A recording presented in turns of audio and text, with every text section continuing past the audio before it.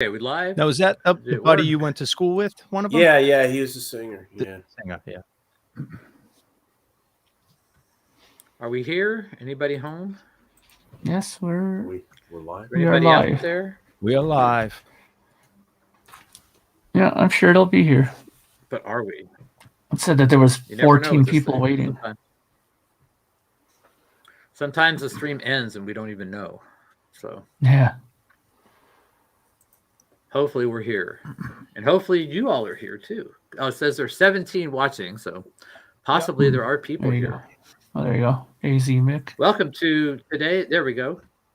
AZ Mick letting us know that everything's okay. Now we know everything's okay. Happy Sunday, everybody. Hope you are warm, or if you're not warm, at least you have someplace to hang out that's warm.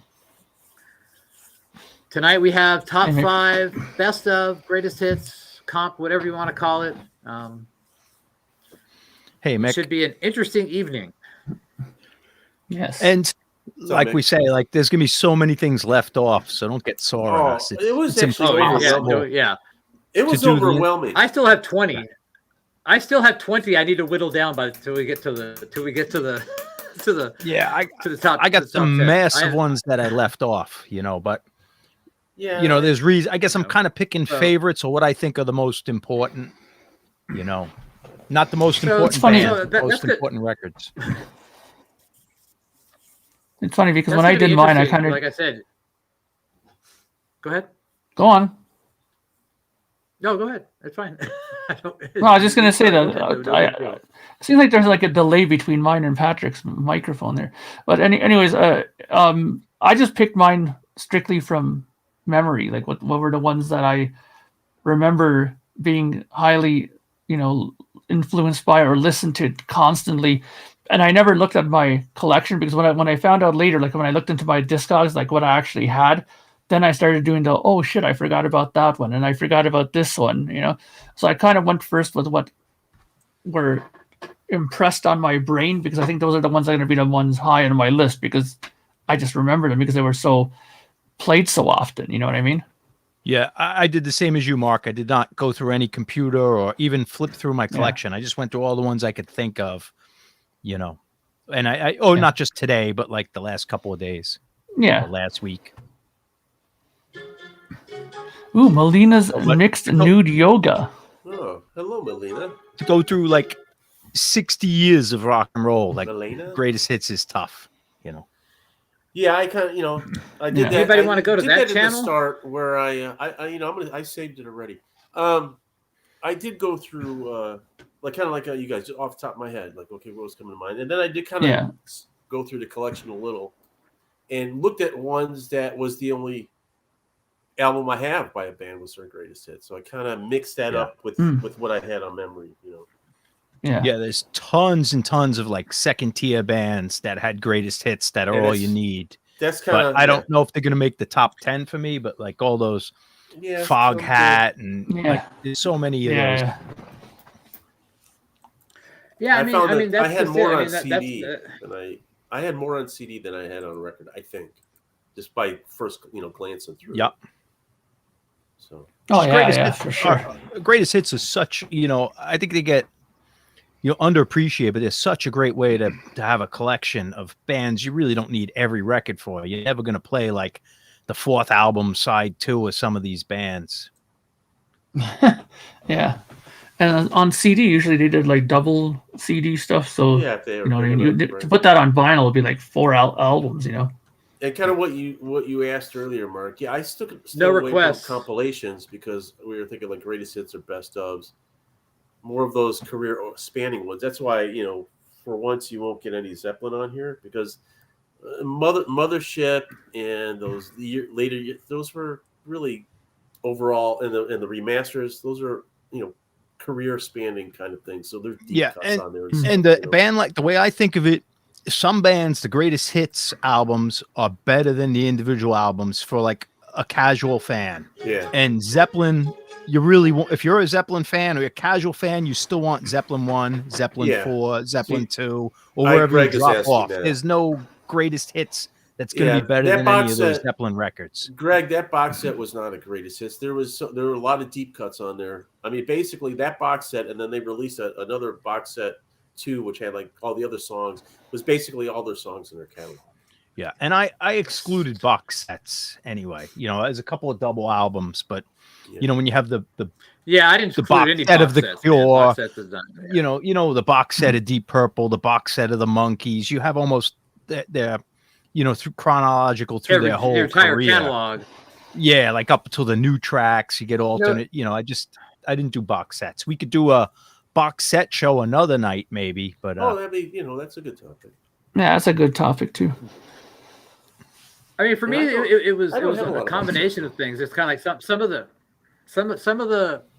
stuff is going to be like stuff that the greatest hits is all you ever need, or is it something that was a gateway to other, because back in the day, when I was going to go to the record store, I didn't have enough money to buy like the first 5 of this band's albums. I bought the greatest hits because I could get an album and I could see if I liked it. It's like, okay, like Alan Parsons Project is a perfect example for me. I remember buying the greatest hits, not familiar with the albums, and like listening to it, like, oh, hey, I like this stuff. Let me go explore other ones, and it went from there. But then then also there's other ones that you don't need to explore anymore because they have them all. Or, it's like sonically it's important. Or there's a song on the greatest hits or songs on the greatest hits that aren't elsewhere. So there's all sorts of criteria you could come up with for your greatest hits. Yep. And like growing up in the early 80s, like all these bands like Alice Cooper, Black Sabbath, Deep Purple, Blue Oyster Cult, they already had deep catalogs by the time I started buying records, and you didn't know where to start. There was no internet, unless you talked to an older person, and plus you're buying the new bands. You're buying your AC/DCs, Van Halen, whatever was contemporary. So you couldn't go buy 8 Blue Oyster Cult records or, not in the beginning. It takes you years to build all those catalogs up. Yeah, absolutely. Yeah, so it's like very interesting. So it's and everyone's going to have their own criteria of what's important to them or what's best for them. So there's some. I couldn't believe how many greatest hits albums there are. Yeah, I was pulling stuff out. I mean, I on the scratch list was like that Madonna Immaculate, whatever she put out. That's Immaculate Collection. Yeah, I have that. I have this CD, and that's all I need from her. Hey, Mike, Greg. She's popular here, but I'm just saying. Cleveland, Klaatu Bar, Mick, Eddie, BB. The other one was Sublime. That's all I need is the greatest hits from that band. Oh, Hank Williams. See, I don't have any. None of these are on here. Even though they're all great choices, like none of these even made my. And I still have 20 that I have to whittle down while we're doing this. So. Yeah, BB, Hank Williams. I'm just doing rock when I'm on this show. Like I try to do like the classic rock era, but Hank Williams' 40 greatest hits is as important as like getting the Chuck Berry Great 28. It's almost mandatory for anyone who's into the history of music. I could have done Ronnie Millsap's greatest hits. Ronnie Millsap's but Hank Williams like all sorts of is so much. He's an American treasure. Like that's like his songbook is as important as the most important songbooks. He's not just a country guy, if that makes sense. He's like a Robert Johnson, a Bob Dylan. Korn's greatest hits. That's all I need from them. Is he a Dan Fogelberg? Dan Fogelberg had quite the catalog, so I'm just saying, I mean, all right. I think I do have a Dan Fogelberg greatest hits. So do I.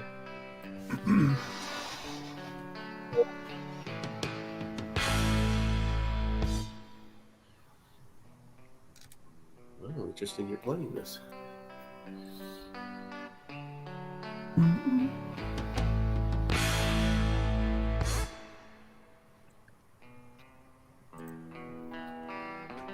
Here, I've got like 10 minutes of Outlaws, so you can get your act together, people. Yeah, now this just reminded me of the Skinned Gold and Platinum. I didn't pick that. That was another one that's really, really good. For someone like me, that's all I need. Yeah.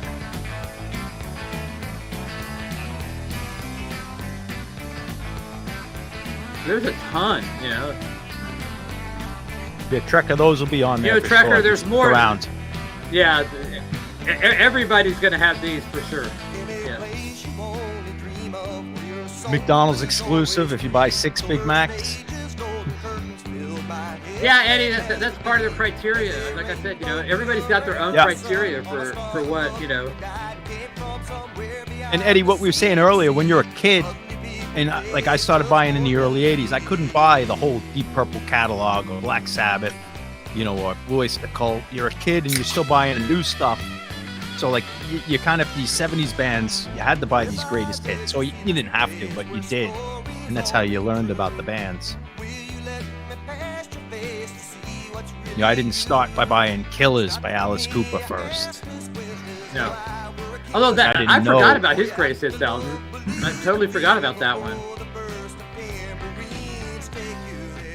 I mean, you could like sign up for like the RC, the Columbia House Club. You could order 11 greatest hits albums and be like, wow, I scored, Yeah, the Columbia House was great, for beginners. Yeah. I mean, I think I joined at least 3 or 4 times. But even just reading the catalog, you learned about the albums because there was no Discogs, there was no nothing. You had to figure all this out and make your own list, talk to people, and I remember Pink Floyd. Like I knew The Wall, and then you go into the section, or I knew Dark. Like you look through the Pink Floyd section, was all these weird records. You didn't know the order. There were comps, complete collection, relics, different covers of relics. Like there's no way of learning unless you talk to older people. This is a good example. That's a good example, Mike. With what we sold our souls for rock and roll. Mark, Don, and Mel. I mean, there's quite a few. Yeah, we sold our souls. That was probably my first Sabbath album. Yeah, that was my first Sabbath. That and I think Mob Rules. Born Again. Hey, Steve. Hey, Steve.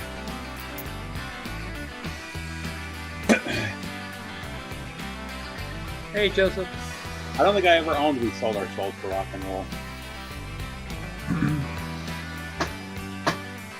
There was a Deep Purple one too. Was it called Purple Passages? Was that the one that had like the early, early albums on it?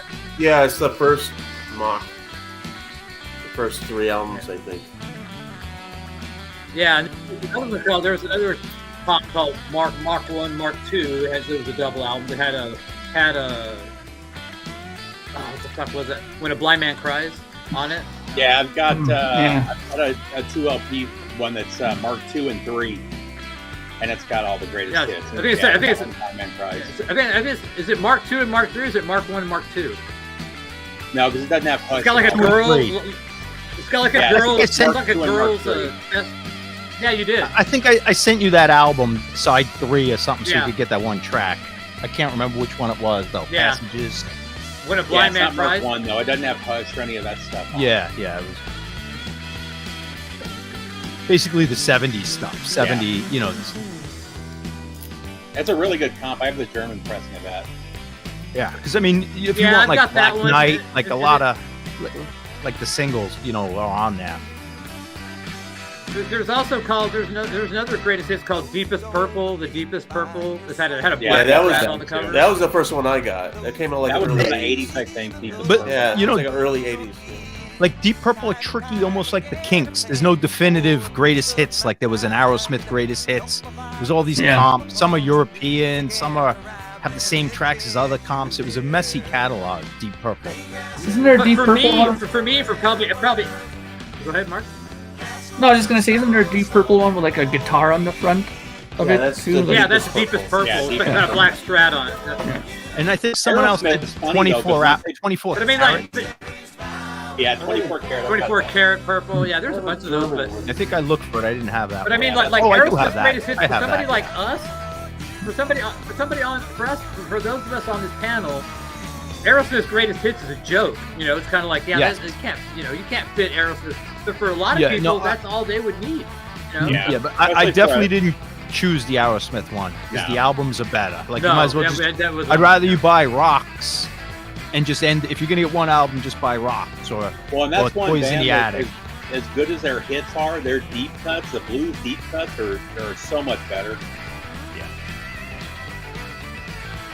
Aerosmith's a funny one, though. Oh, shit, because man. You know, they put out greatest hits, and then after they did press play in the 90s, all of a sudden they started just pumping out greatest hits albums like every 2 years or so. Oh yeah.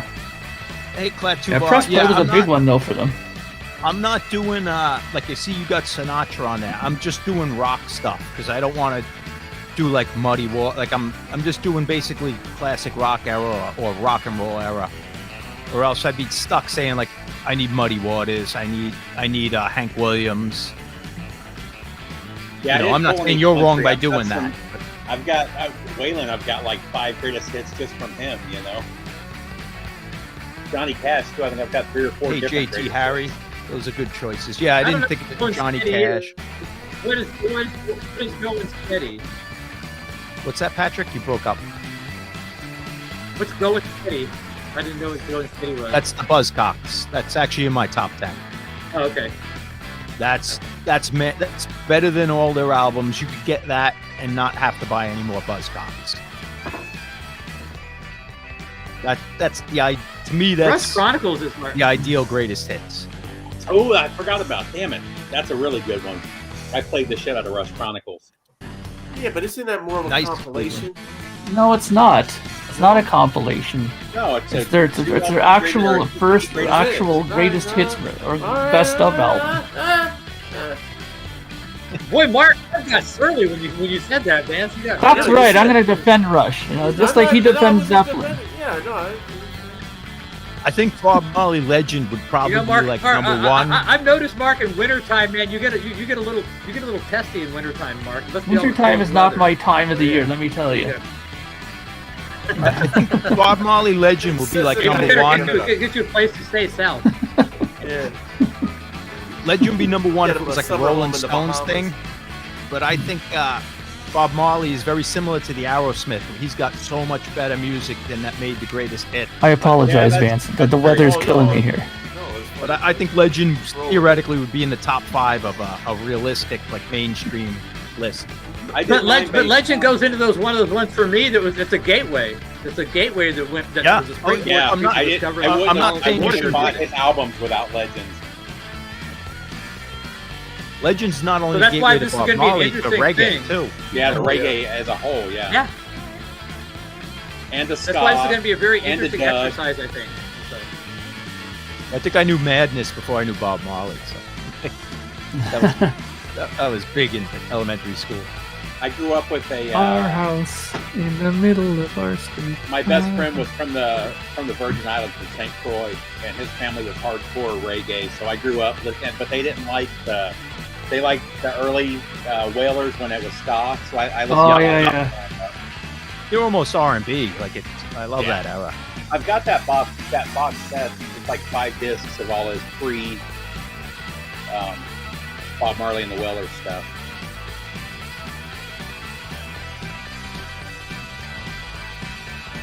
See, this is what's weird. It's like, this is a 10-minute song on a single album greatest hits. It's like you just took like 25% of your album and devoted it. The longest guitar solo I've heard in a long time.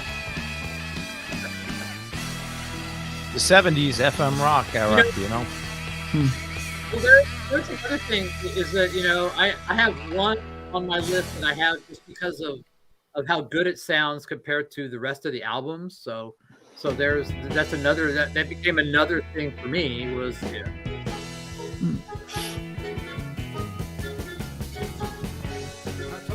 Udgy's another band. You could buy their albums even 3 or 4 years ago for $20, and now they're all $70, $80.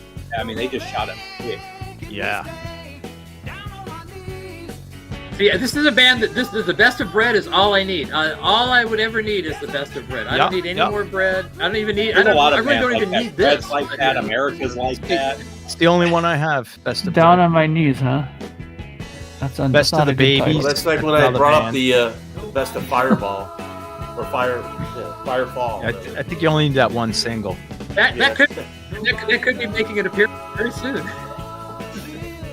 Another one is U2, best of 80 to 90. That one's fantastic, and that's all you need from them. You don't need any other albums other than that, I don't think. U2? Yeah. I'm not a... Yeah.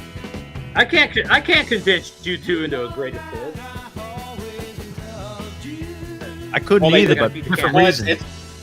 their greatest hits are 4 LPs of that the greatest hits 80 to 90 is a 2 Me and John are on the same level. Why not Same just put the idea first with 4 that. albums on then? Yeah, well, yeah.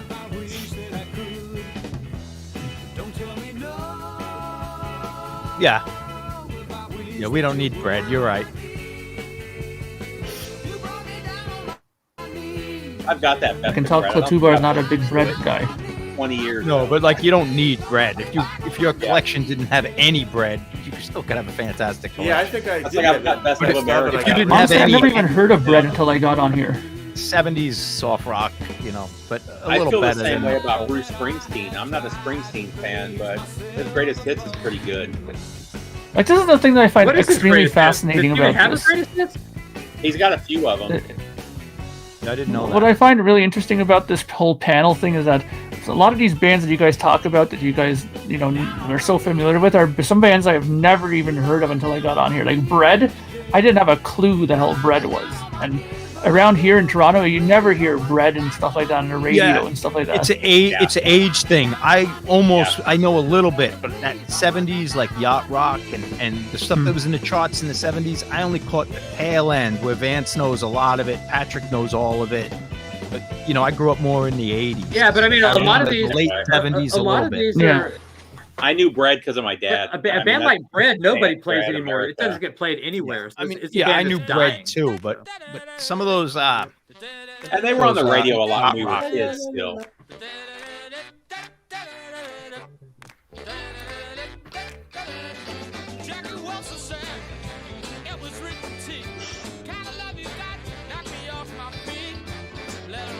I forgot about freaking No Remorse. That's another one, man.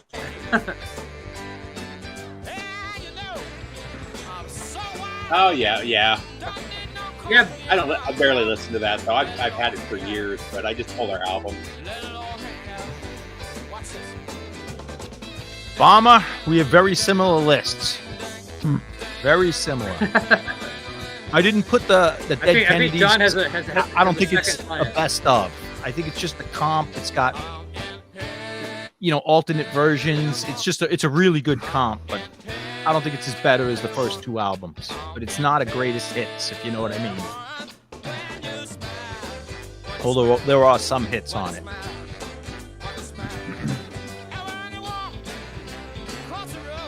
Well, hang on, Record Hound, you're here in Ontario too.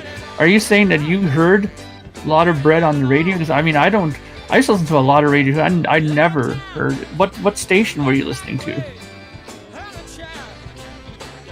Yeah, Cripple Creek Mellencamp's is really good, too. He's got a greatest hits. What the hell is George Mellencamp? He has the greatest hits, really? Oh, Yeah. yeah. The big. He's he must. someone that makes I didn't sense know he had having a the great- He has got a lot of good songs, but I don't need Yeah. all the albums. George Thorogood has like 2 Hey, hits, Randy. doesn't he? The Well, think Mel- Mellencamp volumes greatest hits- Interesting. I would at Ah, least okay, suggest yeah. that Scarecrow is a full album. the Mellencamp greatest hits is called Words and Music. Yeah. Randy, I think 2 albums of Okay. the Cockney Rejects is more than enough. I Yeah, think half an album. is CCR not greatest hits is good. Darren, I wasn't much of an AM radio listener. That's probably why. Joseph Changes Bowie's awesome record, but Yeah. he's Oh, another yeah. one I would say. Oh, that's another one I forgot Maybe about. the individual albums kick ass. Like Yeah. The only thing though, what changes Self one though, Ziggy Stardust, the only thing what changes one though, John, is that they give you like some of the single edits, and there's like a Yeah. song on there like John, I'm Only Dancing has the saxophone version as opposed to the non-saxophone one. it's a 10-star record. I'm not arguing against. And if someone put it in, they have every right to. I'm Yeah. just talking my And opinion. that, like your gateway. always an your album gateway guy to album me. leads you to other- Oh, I agree. But you Hey, need, Pat, you need One that and two, gateway. I if think you were don't- more if you're not comp familiar. as well because there were alternate versions. They were, you know what I mean. Pat, I got a few of yours, but I'm only doing rock, and I wouldn't have Al Green anyway, but I'm not doing outside of rock or 50s or blues or country. And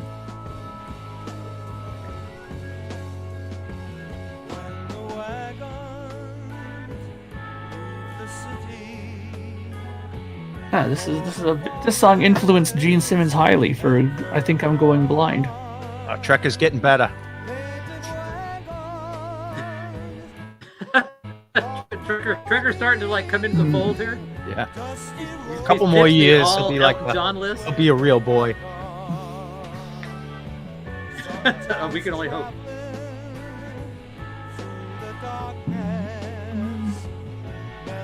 I was wondering what happened to you, Randy. I was like, well, hey, what happened, dude?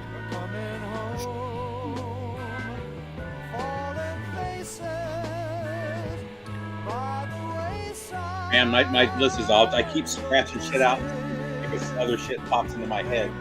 Yeah. What, there's that time Yeah, me limit too. on I'm sitting here like going, I'm still at 20.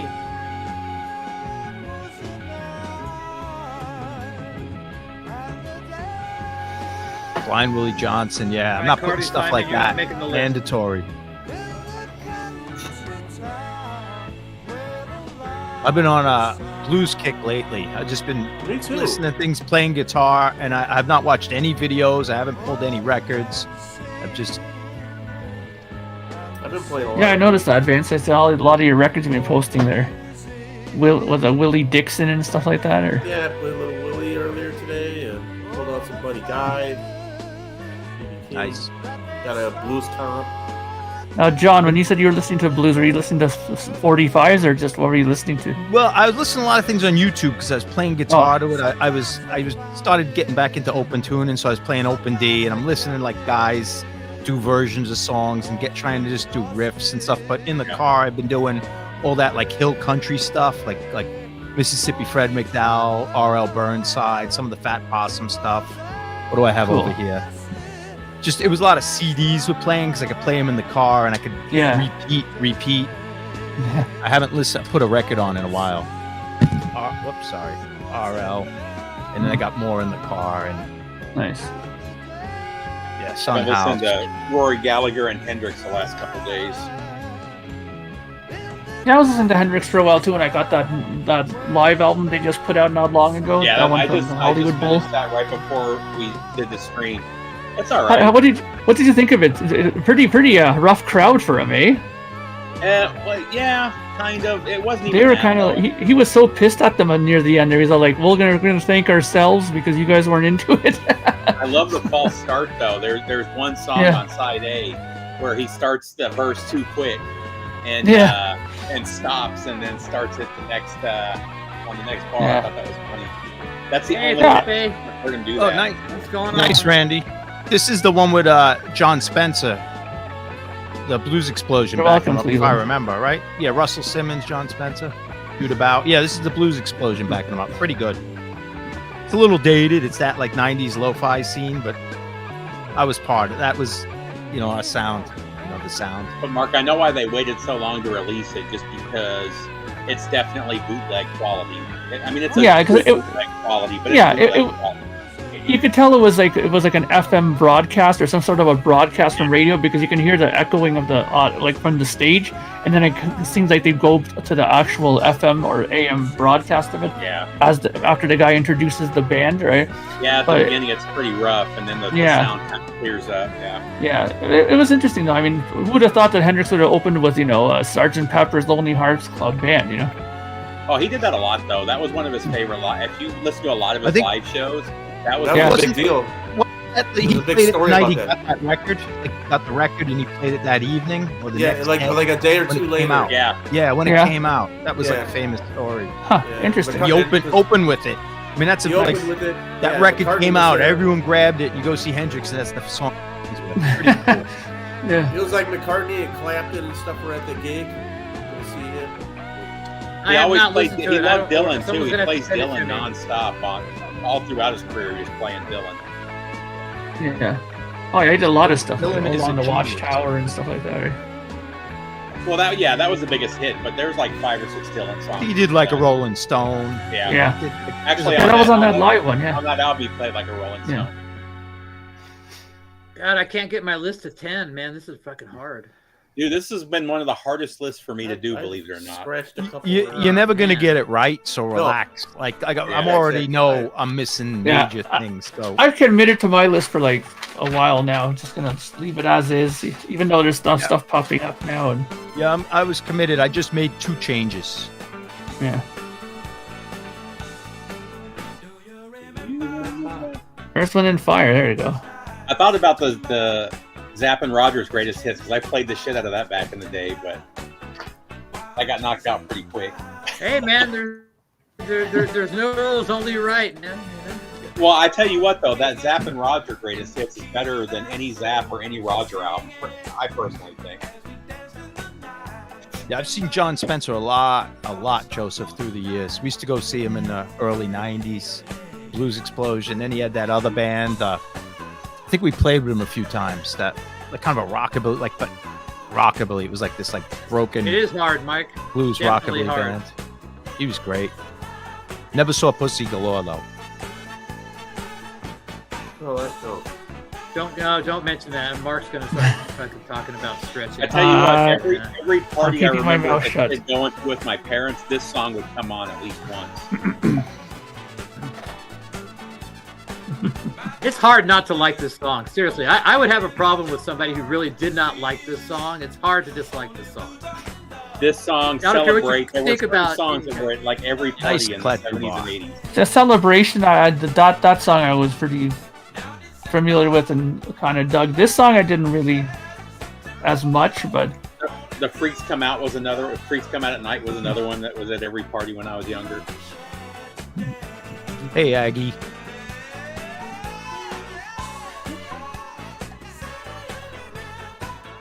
I didn't know there was a volume 2 of like timepieces. I remember timepieces.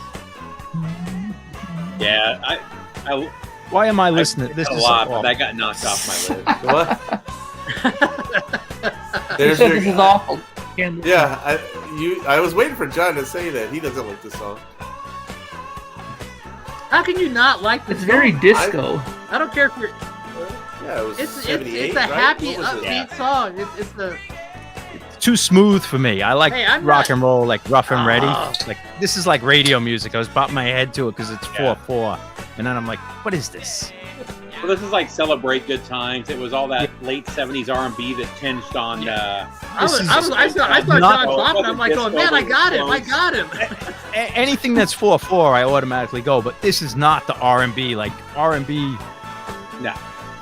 Yeah, heavy Oh, trash. man. That's it, Joseph. We saw Boss Hogg once. It was later. There's an actual band called Boss Hogg, really? Yeah. Yeah. It's Wow, him and his cool. wife, John Spencer's There's wife. also a band Now, called Boss Hoss. What did we see them in New York in the 90s? I can't remember. Boss Missed Hoss. them or Yeah. he was at CB's. I can't remember.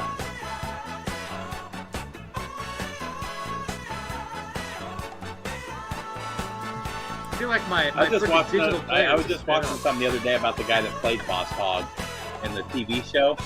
Mm. That guy, he was a pretty badass dude. Oh, it was Sorrel Brooks. Sorrel Brook. Yeah, is that what his name was? That they were talking about him in the Yeah. military and stuff. Oh, he was a military guy, yeah? Yeah, I think everyone was a military guy, before the 80s. yeah, but he got a bunch of heroism medals and stuff.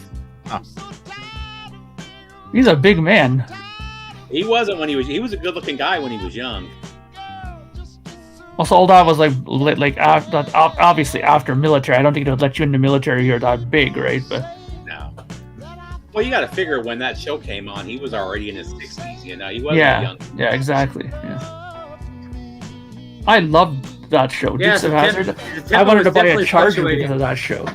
Everybody wanted to buy a charger because of that show. Yeah. My neighbor across the street actually General let me Lee? buy one. Yeah. I was there all the time checking it out. I used to watch that religiously. Hey, Jenny. And that's the one country song that I used to love. That intro to that show. Just a good old boy. It's a Oh good my- old boy. That guitar Yeah. sound is really great on that song. That's because it's Waylon Jennings. Yeah. Waylon Jennings. Hey, Jenny. Yeah, what's funny, there was a shop in the South that made General Lee replicas for decades. I mean, they made big money. And after Me Too, they started making General Grant. So now they make the General Grant, the General Lee. It's light blue and it's got the American flag. They're making bank off of it. Or not Me Too, after, you know what I'm talking about. After. Yeah. When people Do start they getting all weld the doors touchy. shut? Yes. What's that? No, If they, you know do they that. weld the After you doors can't shut? say, after you can't but say that would be Dixie. illegal. Yeah, that would be illegal. Yeah.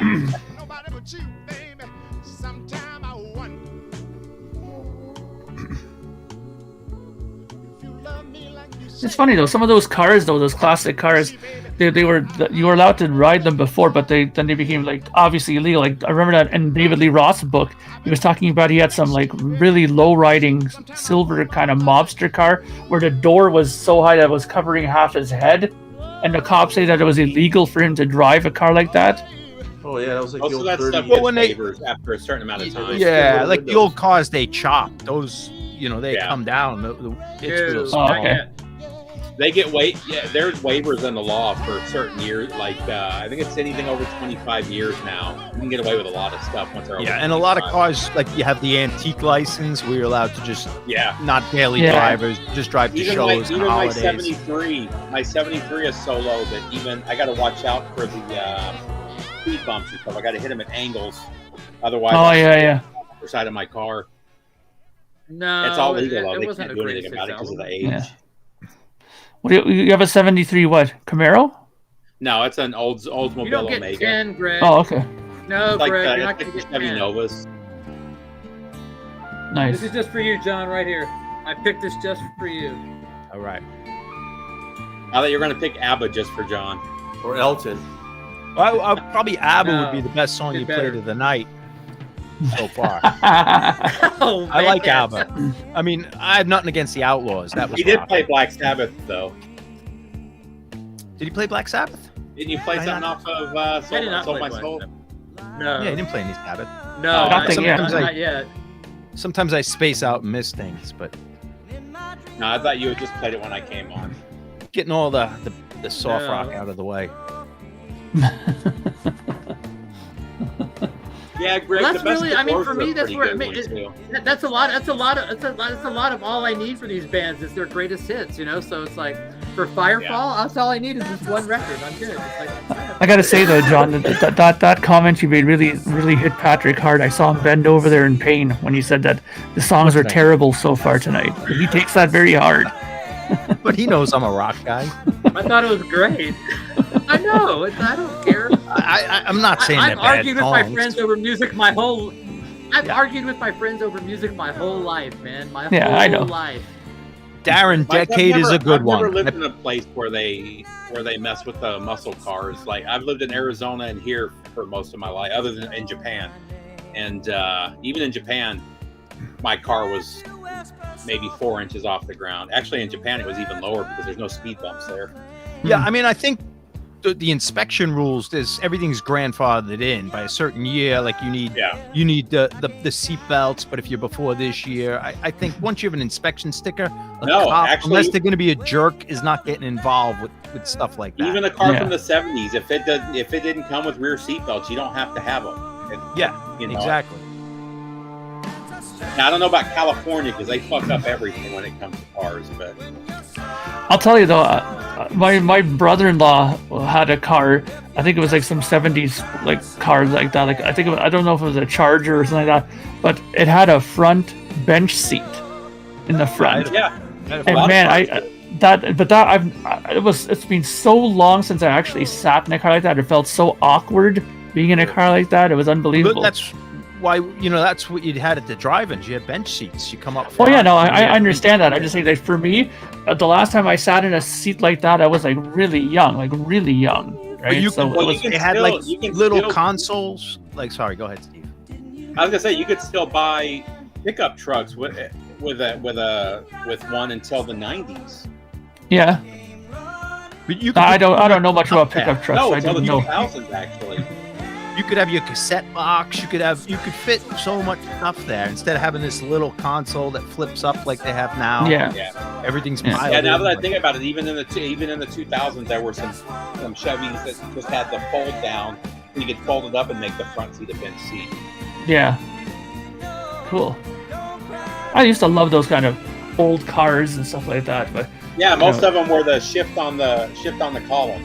And you had the, you know, in the bench seat, you had the hump in the middle on the floor for the transmission light. Yeah, I remember that. Yeah.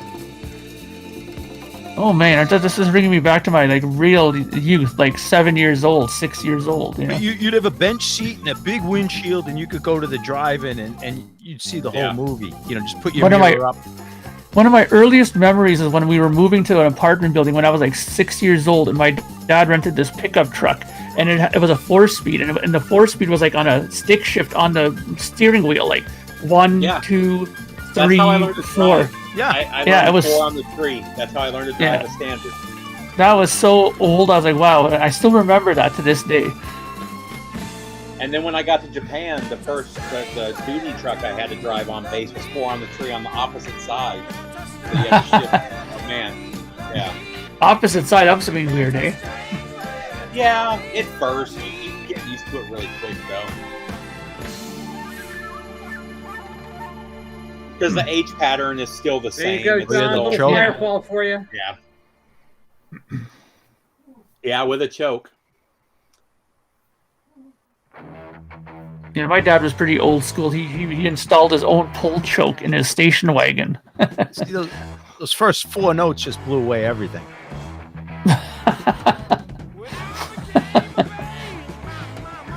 The craziest were the Buicks that had the push button shifter. Oh yeah, I remember those too. Yeah, that's great. Wasn't there problems with those there, Steve, back in the day? Didn't they have issues with those?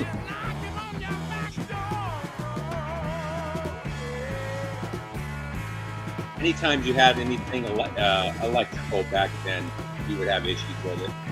Same with now. Now it's even worse. Yeah. Oh yeah. Everything's electrical. Your sensors on your tires fail. Like you can't get the car inspected. The lights go on. Like everything's all on little chip, little radio signals. It's all garbage. My father said before he died. I remember one of the things he told me before he died is that the one thing that he misses was being able to work on a car. He said back in the day when he was younger, he goes, you could buy a car and if something went wrong, you were able to fix it. Now everything is so computerized that you have no hope of fixing it yourself. You can't even see the engine now. It's all these plastic parts. And, you know, my old Falcon, I could step inside. It was just a 6-cylinder. You could actually step in the compartment next to the engine. You know. Yeah. Boy, those are the days. Why am I being asked if I like Green Day? Is that the Soylent Green? Like, remember that? Green Day? Soylent Green. Did you see who was Mike from Richard. the Ink Crew was live streaming today, and I caught a part of it. He said that Green Day, he bought a bunch of them because he thought it would sell like crazy. He said he got 0 pre-orders, and in the week that it's been out, only 1 person bought a copy. Yeah, Cleveland, it makes no sense. You have these like massive motors, this big, everything's mechanical, and then you have like computer chips, and like the smallest piece of plastic will fail, and then everything's done. Like, it doesn't. Yeah. Because I remember that too when I was younger. My father, one time he came home and he said, he told my mom that something was wrong with the car. He'd be outside fixing it. He'd come back in an hour and a half and it'd be fixed. But, you know, later on now you can't do that now, you know? My Oldsmobile's only been to a mechanic 1 time, and it's because of an electrical issue that I couldn't chase down. Yeah. Everything else has been done by me or my dad. Yeah, my father had never seen a mechanic since I think the late 90s or whenever, and it was something he couldn't get to, a computer thing. I remember my dad fixing cars with like rusted out doors. He would cut it out and fix it with a Coke can and yeah, I mean, he's no joke. I had something somewhere I broke down, like I think the carburetor, something was stuck for where the air goes in, and he came and he cut out I called him. We had to go to a payphone or whatever, and but he, like with a soda can and like chewing gum or something like ridiculous. made a drain. Total MacGyver. Just forced it open. It was like total MacGyver. Fixed everything.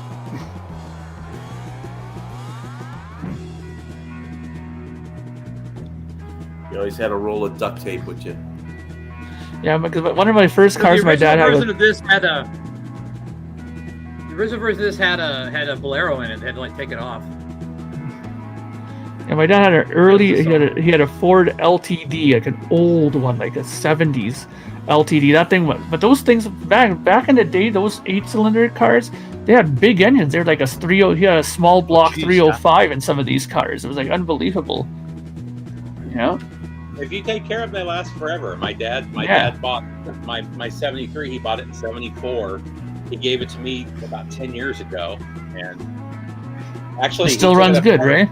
He took it apart in 91. He completely rebuilt it. He took it to the machine shop to get it punched out, and it didn't need anything. The machine shop was like, "You're good to go. There's nothing we need to do." Yeah, just change the seals and you're good. That's how good they are, man. Nice. Awesome. It was the mid 70s when it went to shit, when they started all the emission stuff, and because they just added things on. It was all this add-ons. That's like my dad, before he retired, he bought an 85 Chevy pickup, and the first thing he did was pull the emissions motor and put a 75 Chevy into it. Retirement truck, you know? Yeah. He's like, I can do everything myself. I don't need to take it nowhere. No electronic bullshit. Yeah. And parts were cheap, man. I had to replace a power steering hose on my wife's Ford Taurus a few years ago. It was like $190.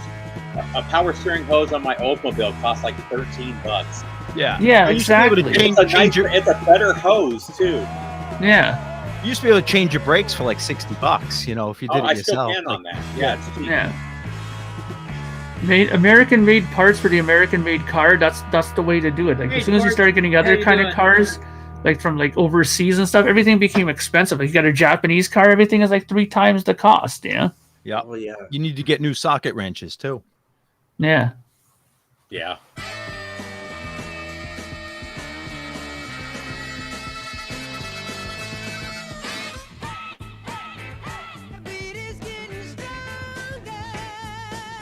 Hey, George. Hey, Maria. This has turned into a car repair live stream tonight. Yeah, well, we have to get the pedal talk. Pedal talk might be coming up, man. But honestly though, it's just mainly because it was such a flashback to my youth when I thought about that. Here. I don't think, John, you're not a pedal guy, are you?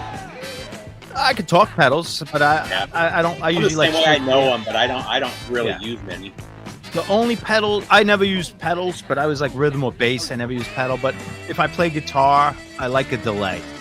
Yeah. Yeah. Yeah, and if I had to use pedals, like a boost pedal, like if you jam and you wanna go up for the solo, you know, bring it back. Yeah. Did you use like a tube screamer or just a boost pedal? Modern amps have that built in. What did I use? Might be a boost. I can't remember what I used.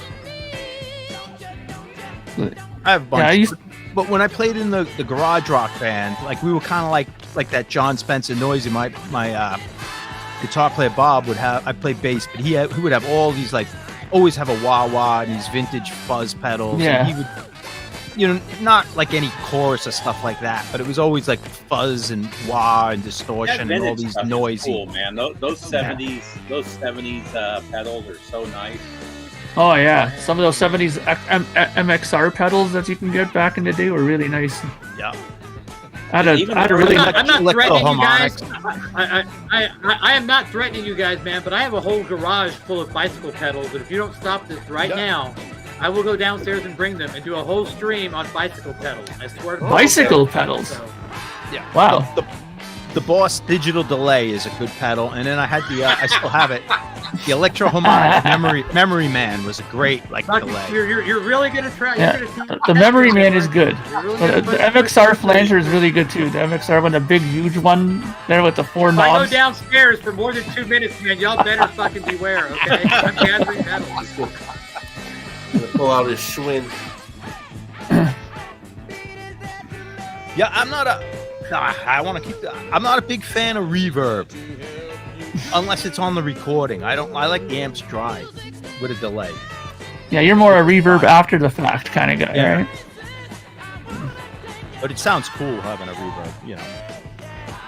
Yeah, Depends but I on mean, the when music. If you're playing surf, reverb and, on and it. also if you're playing big places like big venues, having a reverb pedal is completely useless because you're gonna get the verb from the arena, Yeah. right? Or Yes, unless you're Or playing even a big surf. room. Case in point, Scorpion's Tokyo tapes. Listen to Tokyo tapes and listen to that reverb. That's natural mass fucking reverb.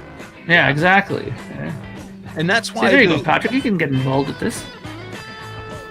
Yeah, it's fun. I don't having want to those, get like, involved in this. pedals. Come on, This you is know more you about want the to. sound than the pedals, though. I went through a period of my life where I had to deal with those pedals and pedal boards and all that shit, fucking those fucking batteries that are going to, like, you fix one battery, the next one goes. It's like, fuck, man, you gotta trace that shit down. Patrick You got had those nightmares patch of cables it. that go bad. You gotta solder that shit together. It's like, fuck, man. If you just mention the Dude, 88 don't get MP1 me pedal to started. Patrick, he'll start sweating. Here we go. Yeah, here we go. Yeah, then you get those digital delays and all that shit, the presets. It's like, oh my god. I want a little bit more phase on this one and the flange. I'm like, well, do it yourself, dude. Come on. I don't remember who it was. Maybe it's one of the Springsteen guitarists who said that he only used the Boss pedals because if they ever broke, he could walk into any store and get another one. That's Just true. I feel much better now, Yeah. Joe. Thank you. Yeah, Thank you. yeah, that is very true, though. He said he didn't actually like them, but that's the reason he used them. Yeah. Yeah. And you could throw them down the stairs and they're not going to break. Like, you don't And necessarily even if they record. didn't, you can throw them away. They were cheap, You don't record with a Boss pedal, but like if you're playing live and you want a delay, a digital delay, Boss pedals how to go. Because you Yeah. can't tell it's not tape echo or Yeah, exactly. recording. Use real tape echo or whatever you can do, but Yeah. digital delay live. People aren't. But the Boss ones, Nobody. there's so many variations. There's a DD2, DD3, DD4, DD5, DD6. They had a sample and hold. They had all kinds of stuff on them, right? Yeah, but I just mean for your slap back. The Yeah. Slap Actually, back. the Boss had like a really nice kind of light red, like purplish analog delay pedal. That was good for that. Ball's The over, slap Maria. back. See, now the analog over. was good for recording because it would kind of the repeat would be a little distorted. Yeah. But like live, it didn't matter. You can't tell Yeah. the difference. That's Yeah.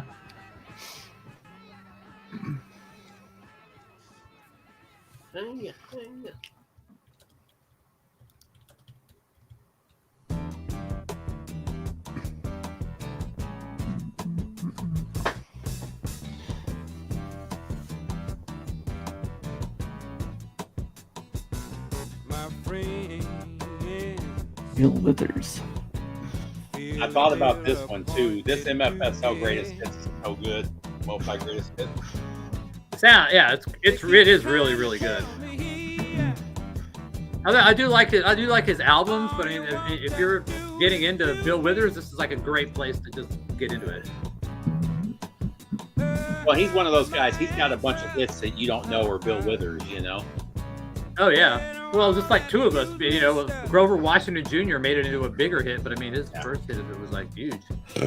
Oh, excuse me. The news. So Vance, how was that band, by the way? Oh, they're all right. They do a decent job. They're a tribute, so they dress up and stuff.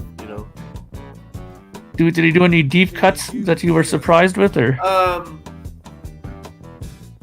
No, not really. they Not do this trample time. on the foot. No. They have a bass player that plays keyboards. And then they did the kind of like some medley kind of things, mixed it up a little.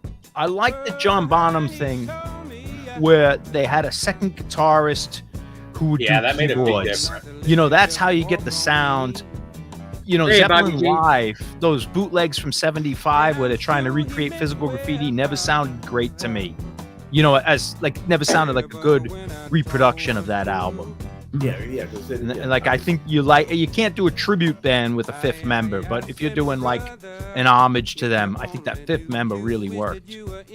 Double the guitar where you need it, and then the keyboards, you have the bass.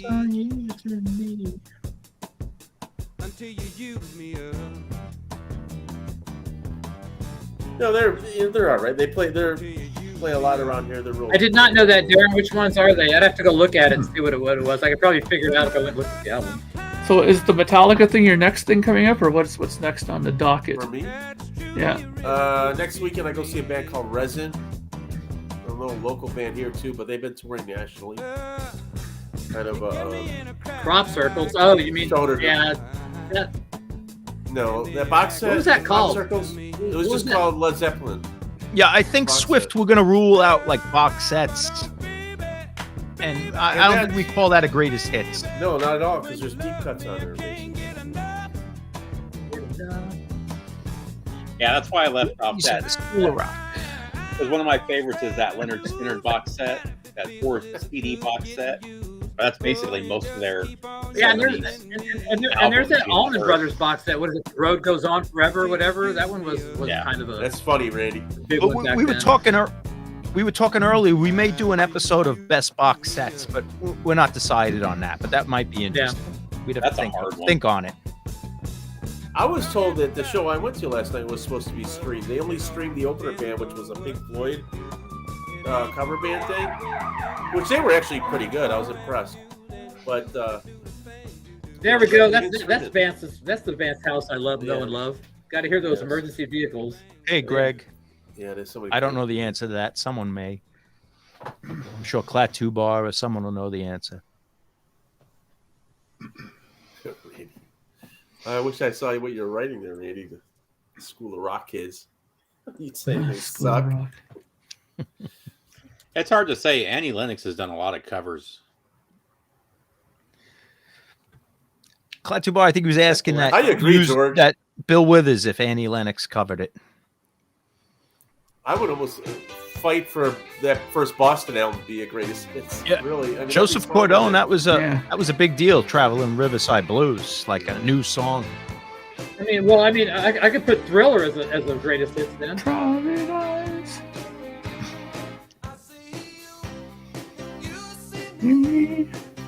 The problem is, I don't have like we sold our souls for rock and roll.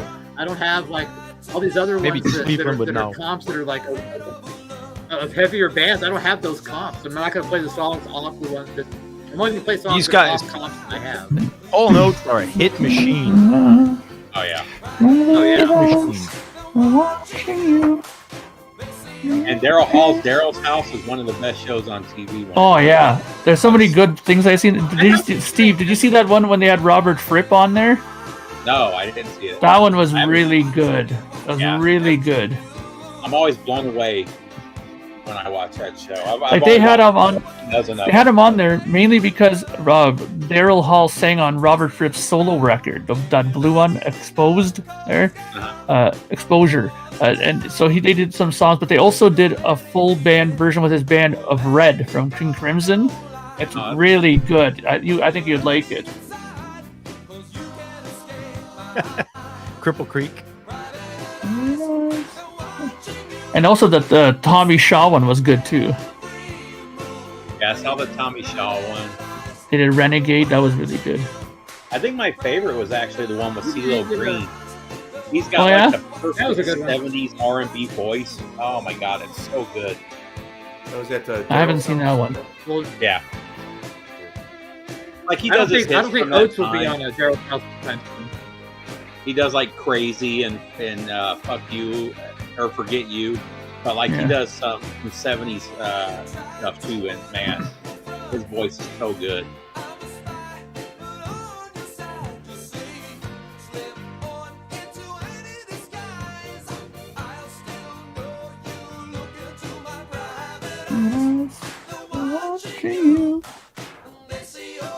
Nice, George.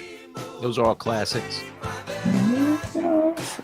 Daryl Hall and John Oates are pretty smart too, because they kind of spaced out their hits. It seemed like every year or so they had another hit on the radio for a good decade there. Yeah. Those early 80s, though, they seemed Oh, yeah. non-stop.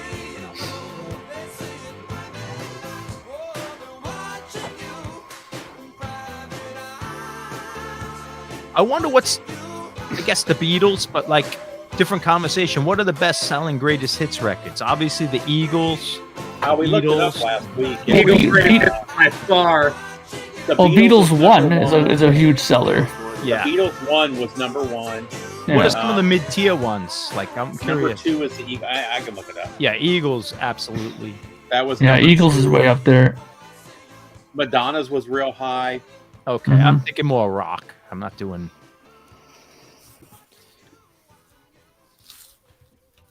So let's see. Oh wow, it's actually, yeah. Like, there's no AC/DC greatest hits that I know of, right? That's I famous. don't know what. I don't even. No, remember. not that I know of. Yeah, like Immaculate Collection, Eagles. Like Queen had a huge Legend. greatest Oh, yeah. hits. Legend, that, obviously. That first Queen one, the one that came out in 1980, was pretty big. Yeah, that's a giant one. Queen's greatest hits, ABBA the greatest first one. hits, huge. Yeah, give me the. I just curious about the rock ones. It doesn't. Yeah. let me Okay, see. I just meant if you saw them, and I'm just curious. 10 best-selling greatest hits. Yeah, album. Ted Nugent. Queen, Yeah, great Gonzos. The Beatles won. Bob Marley and the Wailers. Madonna. Michael Jackson. George Michael. Elton John. It's mostly pop. Yeah. But Ted Nugent, that greatest hits, that was exactly the one, my gateway, because I couldn't buy I was a kid, and Ted Nugent already had like 10, 12 albums. Like, that was the one I bought. Killer record.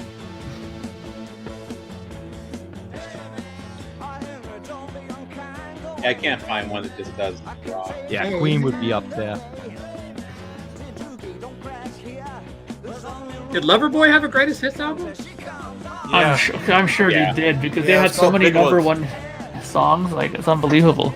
It was called Big Ones. Loverboy? Yeah. I'm surprised Yeah, that's the only- AC/DC didn't I have it a. 'cause it's the only CD I have by them. I'm surprised. I don't I mean, I even guess who remember made. AC/DC having anything until AC/DC Live. Did they have anything with a greatest Not hits that I back can think then? of. No, I guess they I had do that. again. What was that? Was it Who Made Who, or what was the one that had? That was a motion picture That was a soundtrack. movie More of a soundtrack. Yeah, Okay, but that yeah. was kind of Yeah. like, I guess, in replace of the That's greatest probably hits. the closest, yeah. But it didn't have Bon Scott stuff, if I remember. It was No. just like No, right on. Shook Me All Night Long, and maybe Yeah, like, Ride On was Yeah. on there. Back There was a Back couple might of have been. I can't remember. There was about 3 or 4 like. That was it was the Maximum Overdrive soundtrack. Yeah. But yeah, The I'm big song surprised on they that didn't was Who have a- Made Who. the actual Really song. surprised he didn't have a greatest hits, at least for the Bon Scott years, like in the mid '80s. You know, it seems like a miss. Well, for the record the companies. funny thing is though, John, I remember reading a lot that bands said that if the band was active, then a greatest hits album was frowned upon because they always viewed it as a thing that bands that are not active anymore put out, not active bands, right? Yeah. But you had that Best of the Scorpions, which was a great comp that covered all the early years, like the blackout years. Yeah. Yeah, It's they have still like yeah. Motorhead had, No Remorse right at the height of their career. It was great. Well, I'm not saying that that's a fixed Yeah, rule, no, but I'm saying obviously like I not a read that rule. one. Yeah, They said obviously that, not a yeah. rule. Yeah. Hey, evenings Afad. Yeah, I don't know the Madness one. I have their record. Yeah, neither do I. I've got all the records. Yeah, I think I have all the records. They're good enough. Well, I've got the first 4. Yeah, that's a good point too. A lot of times the greatest hits came out when a band switched record labels as well, right? Because then Yep. the label would use it Yeah, as they're their just last kinda- kind of thing, right? Yeah. Well, not even the label. Sometimes the band would do it to finish out their. Yeah.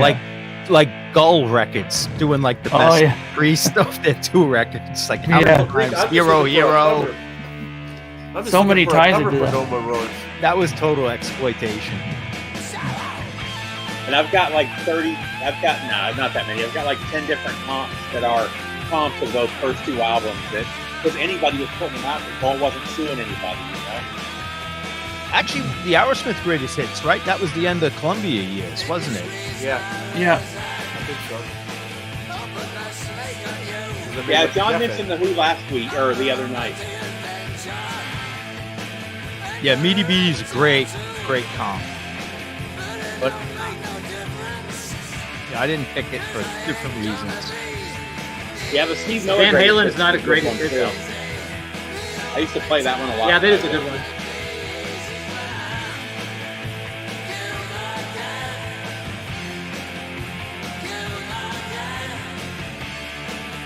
Isn't No Remorse the one that came in the leather case? Yeah. Yep. Yeah. So that was the first time I heard the Wendy O. Williams song. Was on that. It came in a standard too. Yeah. That's just the way I remember. I've got the leather case. Yeah, we I earlier need that Swift-O-Matic, cover. we talked a bit about Deep Purple and that comps. Yeah, that's a good one too. Yeah, I think that's kind of what AC/DC did, because there's been quite a few soundtracks that are all AC/DC, and those are basically the greatest hits. Because Hey, Iron Man 2 Raphael, is welcome. definitely like that. I've got that one over there. Yeah, Randy says Echoes. I say Relics. That's the greatest hits. Relics is what, half the stuff from before they were from their singles. Yeah, and it's got like See Emily Play or whatever. Yeah. The Emily Play is great. The Kinks is tough, Randy, because they have so many. I think last week I showed like 10 or 12 different comps. Who? The Kinks. They're kind of Oh, like yeah, Deep yeah. Purple, where there's not like the one where everyone gets that. Chronicles is famous, but it's not the one. Well, and the Kinks change their sound every 3 albums or so. I mean, there's so many different eras of the Kinks. But if they had one double album greatest hits, you could say it, but they had so many. But Cream definitely was that was one of the ones I bought from like the Record Club era. Just because I didn't know the Cream, and that. Wasn't there one called The Cream of Clapton or something like that? I don't know, but it was Yeah, a I think famous so. one. It was the best at Strange Brew, the best at Cream was the Yeah, Bobby Yeah, no, there was Chronicles one in my called, like, list. The And then there Cream was of a Cream of Clapton, though, that Clapton, had yeah. all the blues stuff on there from the different blues bands he was in. I don't know, Crippled. Bob Seger, I think the best Bob Seger stuff is the live stuff for him. Yeah, Nick, the Van Halen is, but it came out, 30 years later. I can't. Yeah, Actually, I will say it came out in the Cripple Creek 90s with the recently. Sandy stuff on there Yeah, too, though. I think we didn't discuss it tonight, but we were kind of talking about like the famous greatest hits albums of the bands, kind of during their era. They did just release a Bob Seger last year, the year before, of all the early stuff, all the singles and stuff. That was really good. So like that Beatles #1s, we're not going to count that. We're kind of counting during the era. Yeah, so basically the red and blue. Yeah, I would like be the one. Babies. Yeah, I think that's the only Babies album I have is that. Well, Harry says they only have one hit. So yeah. Yeah, the Baby's Anthology, I have that one. That's the one where it's all the bronze shoes, right? Yeah. Yeah, it's a black. Yeah, it's got a black background. And then the problem with the Babies is they have songs, like better songs that aren't on there that I only learned about not that long ago. Yeah, I mean, to me, There's the some more Babies rock. are All the these greatest hits only are, though, band. you know? Yeah. Yeah, some fail like that. For where me, it's like, I need yeah, more they- than the Babies' greatest hits because I like a lot of their songs. Yeah.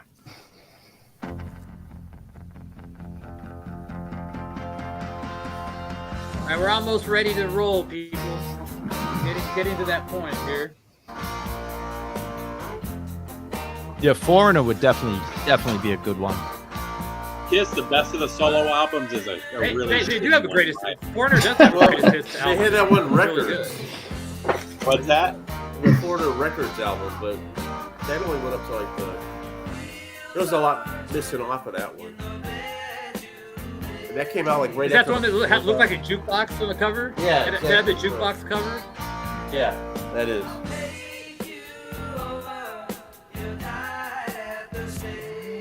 But there's a lot of songs missing on that too. The craziest one to me is Jim Croce, though, because he had 3 albums and there's like 40 different greatest hits albums and a bunch of comps. I mean, it's insane. It's kind of like Hendrix. Yeah. Yeah, but Hendrix, there's a lot of unreleased stuff. Yeah, I know. Stuff I that, know. You know. But a guy who cut 4 albums and a best of, he's got, Yeah, you'd need a room to fill Hendrix records. I know, it's I thought unbelievable. I thought about putting Ultimate Hendrix on the list because that's like the most comprehensive one, but that's not When that nearly was- as good as any of his albums. When I was younger, I was one of the things that used to always kind of boggle me when I was younger. Like when I got into music early on, I was like, how is it that somebody who's had only 4 records and died in the early 70s has like 15 records come out after the fact that he's already been gone? It's like because he recorded everything and owned his own studio. Yeah, and then one of my friends told me too. Signed a contract to anyone who came up with them. Like, but the funny thing. Yeah, but the funny thing is, though, the people, one of my friends said something to me that always made me wonder, too, is he goes, there's a lot of stuff that he recorded, but think about it. There's a reason why he probably didn't release a lot of those songs, too, right? He probably didn't think they were that good. Though, the best thing that happened to Jimi Hendrix discography is his family taking it over, because the quality went through the roof. And, man, they did such a good job repressing everything and doing new albums. For sure. So good. I already played an Al Green greatest hits song, so. You didn't play Sexual Healing yet, Patrick. What's going on? Yeah, that ain't happening. Elvis is tough. Elvis has so much good music. I don't know. Oh, yeah. Greatest hits of sexual I just ignored Elvis because I would consider the Sun Records I just played a so many one Elvis. song. I just played a song off of it. And Elvis and Johnny Cash are hard because he played Suffragette City. Like different comps and greatest hits for both of them. Yeah. No, Sun didn't because RCA bought it and they own the Sun stuff. Okay. RCA put out in like the RCA put out the Sun records somewhere in the 70s, but I believe that was the first mono record put out in years by a major label. Was the Elvis Sun. James Taylor is a good example of the greatest hits. I do have that one though. I just thought about that 2 LP comp. Yeah, but Sun and Johnny Cash, Jerry Lee, they just kept going. But they were stuff out well into the 80s. They still. So I got a question, John. You seem to know a lot about these Sun records. Is the Sun records era the time with Elvis where he only had him, a guitar player and bass player, but no drummer? Was that the era? Wasn't it? Only for the first couple singles. DJ Fontana came on. There's drums on the later Sun stuff. Okay. The singles. There's a great set of albums you can get where because he would go in the studio with a drummer, but would still tour with just the Tennessee 3, and then he added the drummer, and it's really cool. There's some from the late, I think it's 59. Does that sound about right? When he added the drummer to his live set. Yeah, Johnny Cash. Yeah. And he did 2 nights at a venue, one of the Hayride venues. And the first night he had no drummer. The second night he used the house drummer, and he hired a drummer later on that week, and he toured with a drummer from that point on. Yeah. I mean, people say like Elvis like ripped off the blues, but it was almost more based in bluegrass with the no drummer. If you listen to him. I mean, he's obviously taking blues tunes and pop tunes, but it was done almost in a bluegrass style, if that makes sense. It was an amalgam of all different musics. Yeah. Jim Croce. Okay. Yeah, Elvis Rockers is a great one, but no way a greatest hits. Like, it's missing so much, but what a killer record. Yeah, Pure Gold, I would probably say that was a decent greatest hits album. Yeah, Neil Young did not make my list. I had it out. I put it away. What an awesome comp, though, Neil Young decade. Yeah, we mentioned Bruce Springsteen earlier. I guarantee nobody mentioned Billy Joel. Built, man. That album. Oh, but to go back, I did write down Billy Joel, but got scratched. But to go back, Steve, when you were looking things up, there's no doubt Billy Joel greatest hits is in that top list you were looking at. It wasn't in the top 25. Yeah. But maybe not top 25, but that's still. Oh yeah, it's up there. Yeah, in the top 25 rock and roll albums or rock albums. Top 50. My stepmom loved Billy. That's a double album. That's all you need. Yeah. That's all you need. And you don't even need that. Sorry. I don't even think you need that. Yeah. You heard the songs enough. It's not like you're gonna put. I need to hear Piano Man for the 600th time, literally. He doesn't even want to hear Piano Man. He hates that early shit. I saw Eric Burden. 80s Billy Joel. Before Eric Burden went in the House of Rising Sun, he said this is the song I was born with, and this is the song I'm gonna die with. Like, it made me. It's a drag though, but Well, they said Radiohead didn't play Creep for almost 20 years. They finally just added it back to their set, I guess, because they hated that song so much. yeah, but you got to please the crowd. You can't. be Yeah, a jerk. apparently they didn't care because they didn't play it for 20 years. And nobody would know who they were without that song. When the guarantees start getting smaller, you start playing the hits. Yeah. Yeah. Yeah, you start like playing for like You want 2,000 a night, people to leave the 20,000 a show night. happy. You know, you don't want to piss. Maybe if you're punk and you're young and you want to piss people off, but you want people to go home happy. You want to come back It's a if good you show. want to come back next year. You know, you tend to like you Yeah. got to cater to the crowd. You know. Well, you got Yeah. to. I mean, And that's the reason unfortunately- Metallica hasn't put out a great album in 2 decades, and they still. I'll go see them every time they come to town because they play the hits and they play them I good. can honestly say, Jason, that none of those made the cut, but Barbra Streisand almost made the cut for me. But yeah, Yeah, we're sticking to mainly mom's a rock big here. Barbra So if Doris Day's getting snubbed, it's not because we're snubbing her. It's because Yes. we're just doing rock. well, I consider it Patsy Cline's greatest hits. I love that album, but it Yeah, didn't make the list.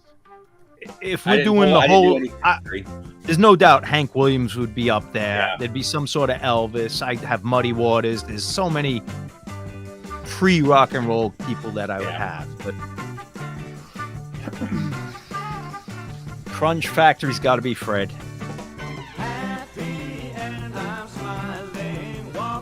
Yeah, Chuck Berry's Golden Shower. pun Yeah, intended. Pun intended. And he was the best when it came to shit like that.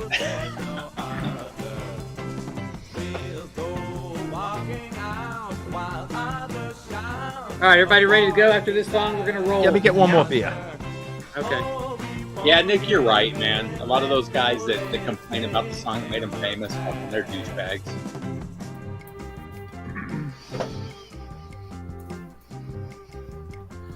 Well, that's like Jamie Lane with Cherry Pie. Yeah, but that was a song he didn't even want to, Yeah. that was a different situation.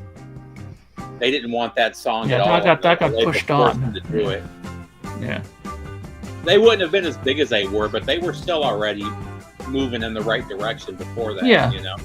Yeah, because the first album did pretty good for them, but just the record label smelled money, and they wanted them to have a really big hit on the record. They didn't hear one on the Cherry Pie album, so they pushed that one on. Well, for what's them, sad, right? I think if they would have pushed Uncle Tom's Cabin first, that was a great song. There were some great That was a songs much on better that Oh album.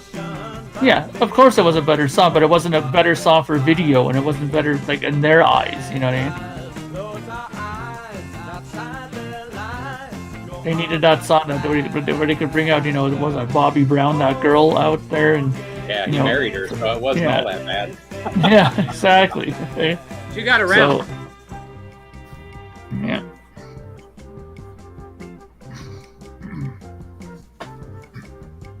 Yeah, but Okay, something everybody clear, what's her clear your name vote, did- clear your did- voice, because there's gonna be some arguing. There'll be some yelling. So here we go. Who was the one Get that your voice ready Clapton to was go. with, and then George Harrison was with, and then Patty Penny Boyd? Lane. Patty Boyd. Patty Boyd, yeah. There's another one. There are a lot of them. What are you saying, Steve? They all of them got around. All the video girls. Get all around, the- round, round, I get around. Get around. Woo! Band-Aid. No, it's Dirty, Rotten, Filthy, Stinking Rich is the name of the time. Yeah. Yeah. Rotten Filthy Scoundrels. was a So movie. JT Harry, guess who? Greatest hits. It may or may not be on my list. The JT, we discussed Decade last week, and the reason not because those just get the 3 Duran records. They're like the first Yeah. two are just so solid. I think the Greatest Hits is not as good as the individual albums. Duran But Duran that's is kinda debatable. like- I mean, you're certainly right. You know, I think Duran Duran's kind of like Def Leppard.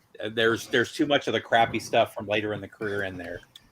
yeah. All right, you here could we just go, people. get yourself the first 3 Def Leppard records. For those of you who are not used to what we do, how we do this is like I'll put up a spreadsheet.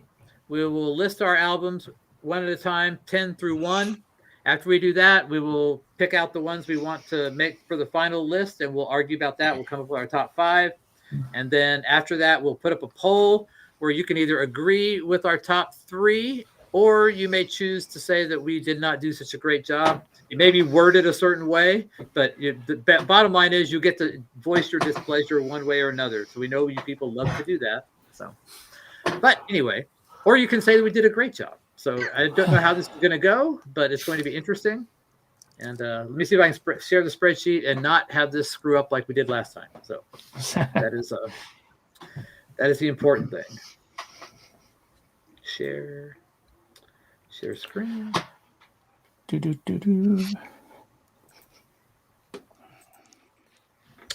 All right, Microsoft Edge tab, top 5 greatest hits. Share.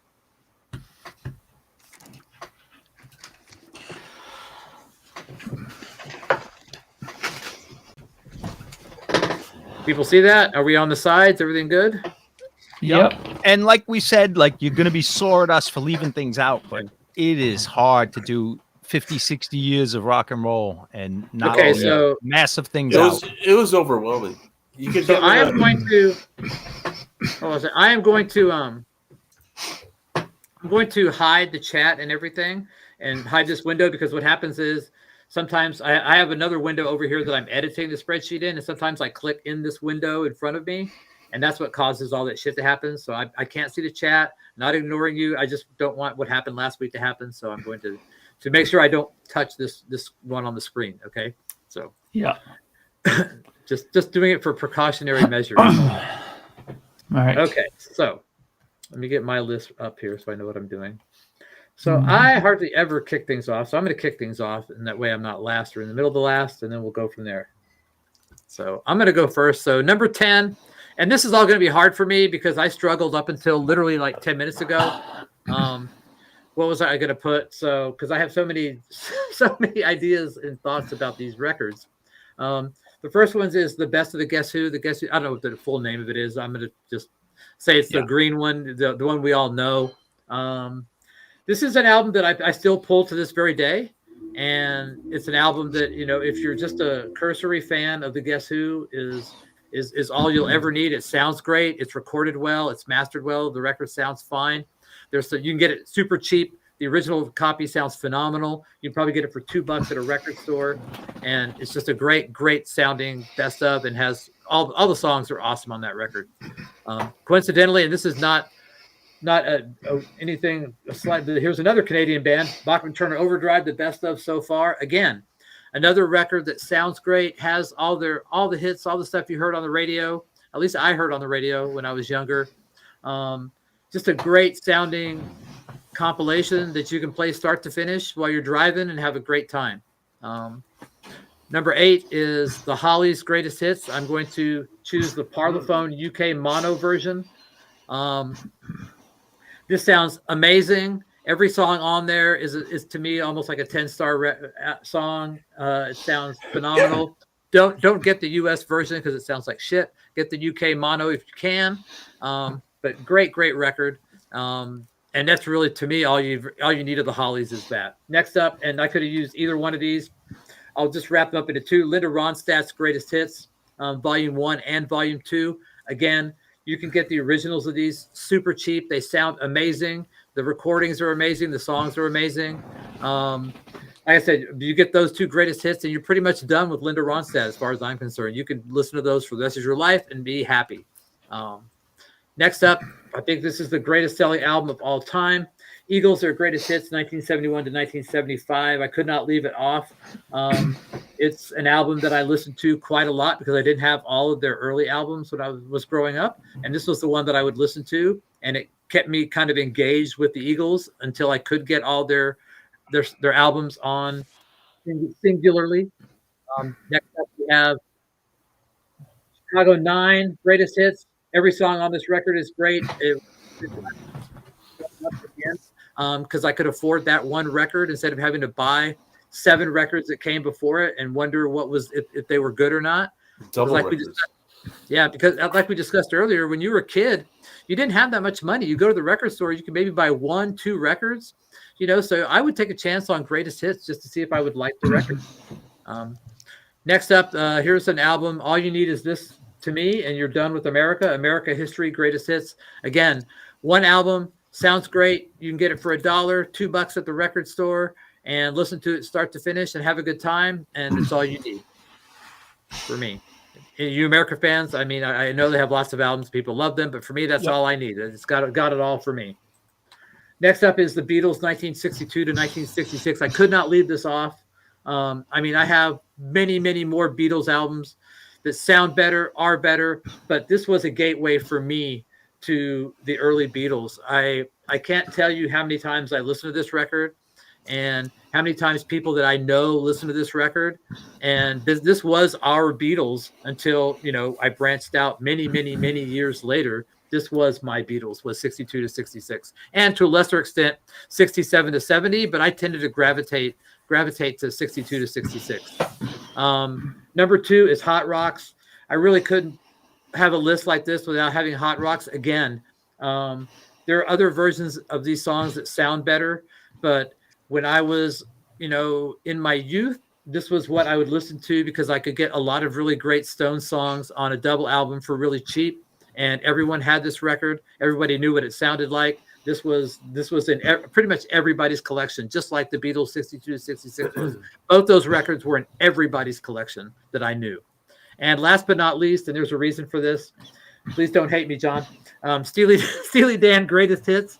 I chose this one as my number 1 because it has unique sounding versions. So most of the songs on here never sounded better because Robert Ludwig mastered it, and it has some amazing sounding versions of these songs that I personally like a lot. And a greatest hits album that I still carry to this very day, even though I have all of the individual albums by this band. I still have this greatest hits album because it does sound so phenomenally good. And I agree. That's my list. That's the best version of that, Steely Dan. Okay, so John, you're next. Okay. I said I'm going to do just basically classic rock. I'm not doing Hank Williams, Elvis, Muddy Waters, all these, like a lot of my favorites. But I am making one exception because I think this record should be in every classic rock, even young kid, whatever age you are, if you like any bit of rock and roll. And unfortunately, I only have it on CD because I have his collection in more complete versions on LP and 45s. But it is Chuck Berry, The Great 28. I think if you're any bit of a rock and roll fan, classic rock, if you don't like the 50s, that's cool. But I think Chuck Berry is the one exception you should make. And it's such an awesome comp, and his albums aren't as strong, whatever. And now I'm going to do some of the gateway records. And this is for casual fans, basically. Not if you're into metal, if you're into like the specific artists, go for the albums. But like if you don't have anything, Black Sabbath, We Sold Our Soul for Rock and Roll, basically has every great song they did and not the deep cuts. And you're going to get everything you want. Paranoid, War Pigs, Iron Man, Changes, Fairies Wear Boots, Children of the Graves. Everything is in there. This was one of my gateways to Black Sabbath. And, you know, it wasn't a rush to buy every album when you're a kid. And the awesome gatefold with the dead woman in there, which was very scary to a kid in 1980. But wonderful record. And another one, when I didn't have a lot of money, I'm an 80s kid, early 80s. And there's all these like 70s bands that had 10, 12 albums. The Alice Cooper's Greatest Hits. And actually, this album, I mean, I love Killers. I love $1 Billion Babies. But there's deep cuts. There's things that aren't easy on the ears. This is a straight up rock and roll album, nonstop. They took all the best 2, 3, 4 minute songs, put it on here. And this album's actually better than any individual Alice Cooper record. I mean, I love Killers and $1 Billion Babies, but this 10-star. Here's a band I think is a singles band. Very, their albums are good, but this comp is better than any individual album. And if you wanted to get one record by The Jam, this double album, Snap. It's got their best songs and it's got the best singles. And you could do this if you're not going to get into the Jam. This could be your one and done, and you wouldn't really be missing a lot. And these aren't in any order. Yeah, the Snap. If you just wanted to get that, you really have the Jam in your collection. Hot Rocks, because not everyone needs December's Children or Rolling Stones Now. This is just solid, mandatory. Every song on here, and this is the only way you're going to get Jumpin' Jack Flash on LP if you're not buying singles. But what more could be said? One of the best comps ever. Now we're getting into some of my favorites, and these are ones I highly recommend to people who don't have. And it's the Buzzcocks Going Steady. This is 10-star record, all their best songs, better than every album they put out. You could get this Buzzcocks singles Going Steady and be done with the Buzzcocks if you're a casual fan, or even if you're just not even a punk fan. Great record. And another one, this is an unbelievable compilation of The Damned, Light at the End of the Tunnel. It does their whole career, like up until 86, I believe.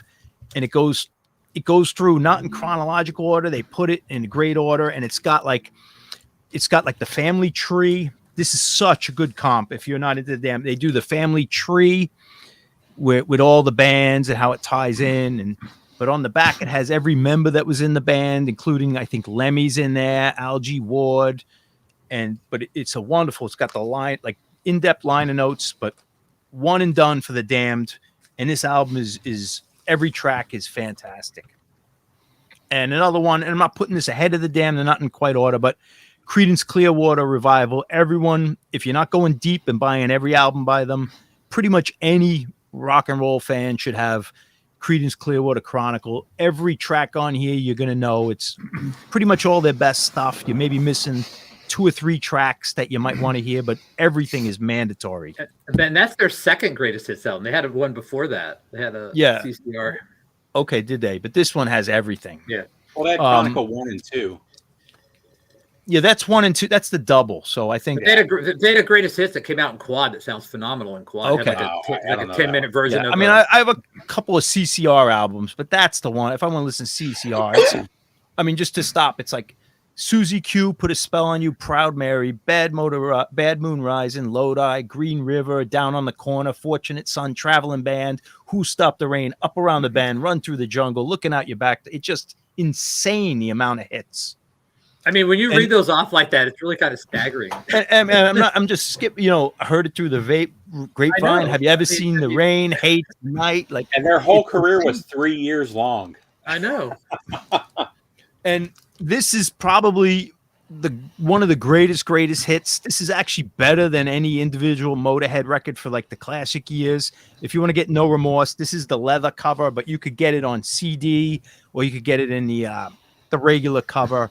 But if you don't, I don't expect everyone to get into Motorhead and buy all their albums, but geez, this is it. Everything on here is fantastic. It's got the Louie single. That leather-bound Probot sounds phenomenal. It's actually just really, really good sounding. It's so good. And it's like The Damned. It's got like the lyrics. It's got a whole discography, like a whole like story about them. But this is actually, and I'm a fan. I have to have everything by Motorhead, but this is better than any individual album. And then the same thing, another band I'm a fan of. I do not listen to this record, but number one is Ramones Mania. This is their entire career up until before Brain Drain, which is like the first like lousy record or mediocre record. And if you just a rock fan, not into punk rock, grab yourself Ramones Mania on CD or record. This is everything you ever need from the Ramones. And it's just, you can't make a record better. Double album, it's like the CCR. Every song is amazing, and you don't need to buy 12 records by the Ramones, but this is one of the best comps, and it's another one that has their whole story in here and everything you need, one and done, but fantastic. Okay. That's it. Mark, you go next, please. All right. So my number 10 is Aerosmith, Greatest Hits, the Red record, one that I'm sure everybody's familiar with. Once again, for me, when I was younger, I only really knew Walk This Way. And one of my friends that I started jamming with was huge on Aerosmith. And he told me, hey, if you don't really own any Aerosmith and you want to hear some good stuff, get this. And this was kind of my introduction to Aerosmith. And I'm glad I took his advice and listened to it. Number 9 is the Beatles, 1967 to 70. Unlike Patrick, I didn't like the 62 to whatever that other era was, 62 to 66. I always thought that stuff was a little too happy-go-lucky for me. I always liked the later stuff, which is a little more psychedelic, a little bit more, more better constructed. I didn't like the sort of 2-minute songs that they did early on in their careers. I got into it later, but back when I got introduced to this record, I was like 18, 19 years old, so I was pretty snooty still about music in general. So this was much more up my alley. Number 8. And this is going to be interesting to see people's reaction to this. Number 8 for me is ABBA Gold. I grew up in a house where ABBA was played constantly because of my mom and dad. And later on, when they put out this greatest hits, my mom got it. And I then realized how many classic songs that I knew were on this record. And, even though ABBA's not my favorite band by any stretch of the imagination, to not include it I think would be a crime, because it is probably one of the greatest selling greatest hits albums and was number 1 in multiple countries around the world. Number 7, Peter Gabriel hits. There was a time period where I was hugely into Peter Gabriel's solo album stuff, and when the hits album came out, I thought it was fantastic. They had some interesting different versions of songs in there, and songs that were on like soundtracks and stuff like that as well. So I hopped on this immediately and really enjoyed it. I thought it was a great listen. And if you're getting into Peter Gabriel and you don't know if you want to get his actual studio records, this is a good way to go for sure with this. Number 6, this record has a special place in my heart because my father, about 2 months before he died, he brought me a CD copy of this, and I didn't even know that this record was out. And you can excuse me for not knowing, because this man has like over 100 albums. That's Frank Zappa, and that's strictly commercial. This is the greatest hits record that he put out, and while I knew almost everything that was on this greatest hits album, again, whenever I see it in my CD collection, it makes me think back to my father, and one of the last things he ever gave me before he passed away. So it'll always be high on my list for anything like this. Number 5 is very Black. cool, very cool, Mark. Very cool thank story. You. Thank you.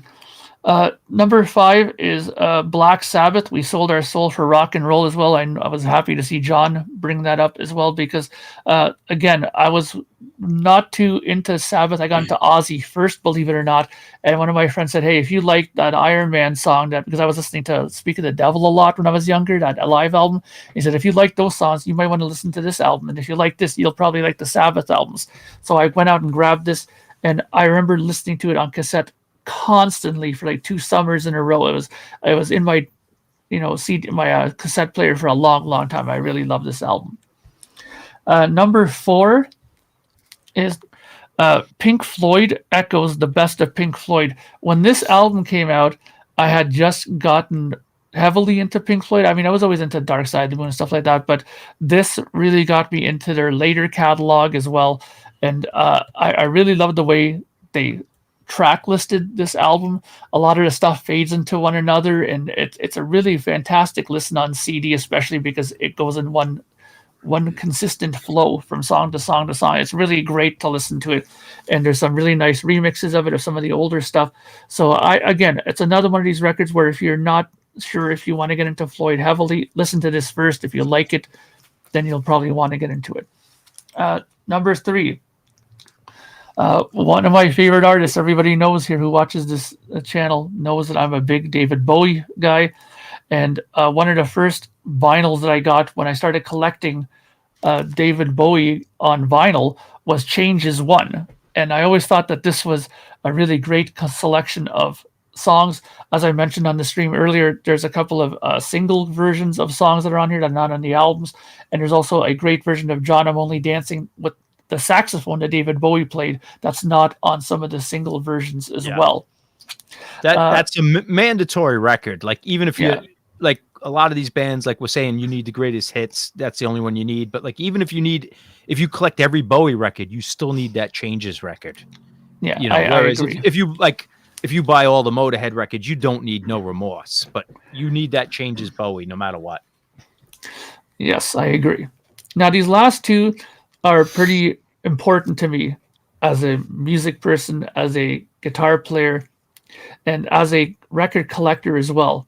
Number 2 here, before I say what it is, I'm a huge fan of this band, and I was always one of these guys who always said, I don't understand why this band doesn't have a sort of greatest hits release, because there had so many records at that point, and there was no real way to get something that would encompass their whole career at that point. And that is Rush Chronicles. I always thought that it was a great record. You can go back from the beginning to right up to Presto. At that point, they had one song off Presto. I think it was Show Don't Tell. It's the only song off that album. But yes, my favorite. And I always thought that it was a great record. And one of the things that for people who are into sonic fidelity, one of the things that we were really ecstatic about was the fact that they did a remaster of Hemispheres songs on this, because at that point, Hemispheres was an extremely noisy record.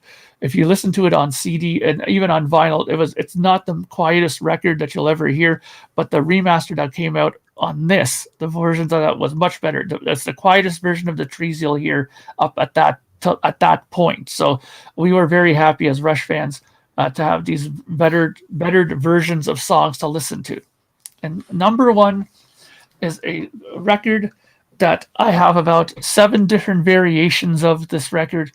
I remember when I was younger, my sister had a copy of this as well, and I would lay on the floor, open the gatefold, grab a piece of paper, and put it on the embossed inner part of this jacket, and with a pencil start scraping on it to see if I could see the faces of the people underneath, and that's Kiss Double Platinum. I always thought that this was a great record. As a collector, if you want to get the best version of it, you try to hunt down the one with the merch sheet inside, the perfectly formed the perfectly formed platinum award that's inside as well. Kiss has always been great for having all these little knickknacks that you can get with their records. And I believe the Japanese pressing of it also came with a poster as well, a really nice one. But this album is a must-have, I think, for Kiss people, because number one, this is the rare time that somebody went in, took all the tapes, and they did remixes of pretty much every song on this album. I remember reading in the biography, they said that it was a real crazy time. They had to try to do this album in like 24 hours. Did all the versions have that, or just the German? Was it all of them? No, all the versions have the remixes. Okay. Of it, and you can hear totally different versions. Like Black Diamond is very different. Deuce, everything that's on here, it does not sound the same as the studio versions at all. The only songs that are sort of similar are the Destroyer songs, because Bob Ezrin would commit everything, including effects and all that stuff, to tape, so you can never mess with his mixes. So, but it's a great album. If you want to hear these songs in different variations, go get Kiss Double Platinum. And this is a album that reminds me of some of my earliest music listening, and will always remind me of my sister Jane. Mark, all right. Just as a side, tell me about Strutter on that record. So Strutter 78 was the idea of the record label. They wanted to do a new version of a song, but the band didn't have any time to go in and write a new song. So they went in, took one of their earlier songs, and wanted to make a sort of quote unquote disco version of the song for that time. It was 78, right? So disco was just starting up. And so they did a sort of uppity hi-hat version of Strutter. It's pretty much the same, but the drums are a bit different, and there's a few different guitar solo bits in there. Cool. All right, Vance, you're up. All right. Like we were saying before, it's kind of a combination of how I put this together. This could change any day, too. So going through this first one, or number 10 here, I was just going through the collection and saying, oh, this is the only album I have by this guy. This Donovan's Greatest Hits. And that's all I need. I have that. Which did feature Jimmy Page on guitar and a couple tracks on it. God. Number 9. It's a great Greatest Hits, man. It is. It is. It's a great album. Yeah, and that's all I need. I don't need anything else. Number 9, I had Buddy Holly 20 Greatest Hits. Again, I mean, I was getting into Buddy Holly. Every song I wanted was on that album, and other than maybe another Buddy Holly album just as a collector, but that one really has it all on there. Number 8, I go with America's Greatest Hits. Again, there's another one and done kind of in my book, at least, unless you really want to dig deep for deeper cuts. Number 7, Janis Joplin's Greatest Hits. I'm pretty good with that. I didn't think I'd really. That's the one with her on the chopper. Yeah. It's a one that I tell a lot of people. Just start out with that if you really want to get deep. I think that's volume 1. I think there's a volume 2. I think that's a volume 1. But anyway, I think it just came out as a great. If there was, it wasn't like Yeah, we know the owl. Everyone's seen it. Yeah. Number 6, I went with the Outlaws. What you played earlier, Patrick. That was my intro to the Outlaws, and then I started kind of picking up some of the other albums, obviously later. But that definitely was in the collection for a long time by itself. Number 5, I go to Aerosmith's Greatest Hits, the 1980 red version.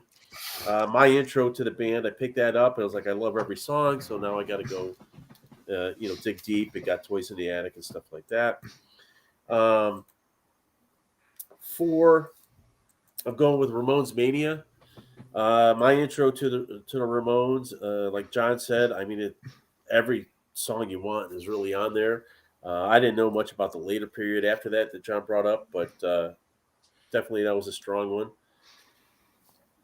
3, I go with Steve Miller's Greatest Hits 74 to 78. I would almost say that's a starting point for a lot of people into the Steve Miller band. I mean, it's just a solid Greatest Hits. A big seller, too, I think, on those charts. Number 2, my intro into the Misfits Collection 1, or just Collection. Didn't know nothing about the Misfits. It's, picked that up. I figured this has a couple of the covers that I heard before, like Metallica did and stuff. And it's a solid intro for that band. And then number 1, I have to go with Hot Rocks, because that pretty much was my first Stones album that got me into the Stones. And I still will pull that out if I just kind of want to hear an overview of the Stones. Yeah, great record. All right, Steve, bring us home. All right, for number 10. So what I did is these are all albums that I played nonstop over the years. So I've kind of put them in popularity based on how much I played them. But number 10 was Timepieces from Eric Clapton. I don't listen to it now, but there was a good 10-year period where I played that all the time. I love that album. Number 9, after we talked about it the other night, I pulled it out and I played it like 3 times, and it's going to be in my truck tomorrow. But Death Rides a Pale Cow from the Dead Milkmen. All right. I love this thing. I played this not all the time. My wife is sick of this album. She doesn't care if she ever hears any of those songs again. What's the name of it? Death Rides a Pale Cow. As opposed to Death Rides a Pale Horse? I love the title. Yeah. Next is going to be Creedence Clearwater Chronicle. I still pull that out. I've got all their albums. I probably pull that out more than any of their actual albums. It's so good. Then we've got Alice Cooper's Greatest Hits. Alice Cooper's Greatest Hits. John pretty much already covered that one. I mean, it doesn't get much better than that. Next is going to be Testament, First Strike, Still Deadly. Oh, nice. That's a good one. That's actually my favorite Testament album. What that was when Alex Skolnick came back to the band, they decided they were all better musicians at that point, and they re-recorded all their hits from the early albums, and it's so good. Highly recommend checking that one out if you guys haven't yet. Next up, this one, man, I hated this band in the 80s when they came out. I hated everybody that liked them. It was just one of those bands that rubbed me the wrong way. And then about 15 years ago, I heard a song, and I really dug it and ended up buying this CD, but it's the Smiths Singles, and I still play it all the time. It's just a fantastic CD. That's probably the one I need because I don't have any Smiths, and it's great. Yeah, that's that was a good. I'm older now. I probably should get that and give it another chance. Like I said, I was like, and then after I listened to that for a while, I ended up buying all their records, and I still don't like the Morrissey solo stuff, but the Smith stuff is great. Number 4 is Bowie's The Singles Collection. I actually prefer that to 1 and 2. I've got Changes 1 and 2, and I like those 2, but the Singles Collection, it covered all of his hits from 69 all the way to 92. And there was a lot of stuff in the 80s that I liked that didn't make those. That's a good album. Yeah. Number 3, Fleetwood Mac Greatest Hits from 1971. I think that's one of the greatest hits of all time. It's all the Peter Green stuff. It's Black Magic Woman. It's so good. That's the one with the black cover. Is that like a black cover? Blues. It's like got a red border? cover. Okay, that's not the one. It's a red cover with them playing live. Okay. And that's one I bought on tape. I bought on CD when I started buying CDs, and I have on vinyl now. Love it. Number 2. Probably one of the most played comps. I still pull this one out from time to time. It's Decade of Decadence from Motley Crue. Oh, yeah. Jeez, what I forgot about that one. Jeez. That's a good And album. then number 1 for me is, I still listen to this. I just pulled it out a few months ago, is Bob Marley Legend. When I first did my Columbia, when I got my first CD player and did my little Columbia House thing, that was the first album that I selected off of the CD list was Legend. Nice. And I think that was one of my first 5 CDs, and I probably played that 1,000,000 times. Yeah, I'm glad you have that in there. I think like if you add all us together, we have pretty good cross section of greatest hits. Pretty much everything, yeah. And Staring at the Sea, Harry, Staring at the Sea is fantastic. The Cure comp. But I think if you're into the Cure, I do think the individual albums I kind of put with. Like I think if you're gonna get in the Cure, you might want The Head on the Door, you might want Pornography, you might want Disintegration, which is after that. Like I don't know if Staring at the Sea is the one and done. Like, but it's a great record for you to suggest it. I'm not knocking you. Is that the one with the old man on the cover? Staring at the Sea? Yeah. Staring at the I've never bought it. I always standing on the Beach might be the CD version, or vice versa. There's a couple of singles that are only available. Very interesting. They did a volume. They did a second one too, and it was gone with a little baby on the cover. And just so like people, the later years, so those two go together. So just don't people get sore at us? These were I had Neil Young Decades as an honorable mention, Bob Dylan's Greatest Hits, and Hendrix's Smash Hits that no one else picked. I think these are honorable mentions, just so no one gets sore at us. Yeah, right, we should do the final 5 here. Madonna. So this is going to be hard because we have so few doubles. We literally don't have enough doubles to make a top 5. So we're going to really have to fight over this. Yeah, that Cure on there. Well, Hot Rocks obviously has to get in there. Yeah, well, I mean, Hot Rocks has more than one. I mean, these 2, 3. Let's see. America had 2.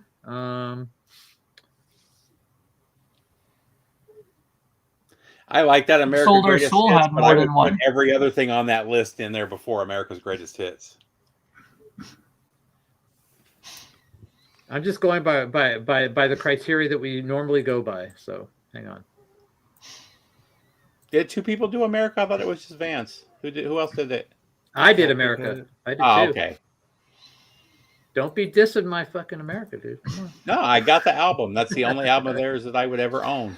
All right, so let me get rid of some of these. Cream's Greatest Hits, Pat. Absolutely, I have. That's a massive Greatest Hits. Doesn't have Cat Squirrel though.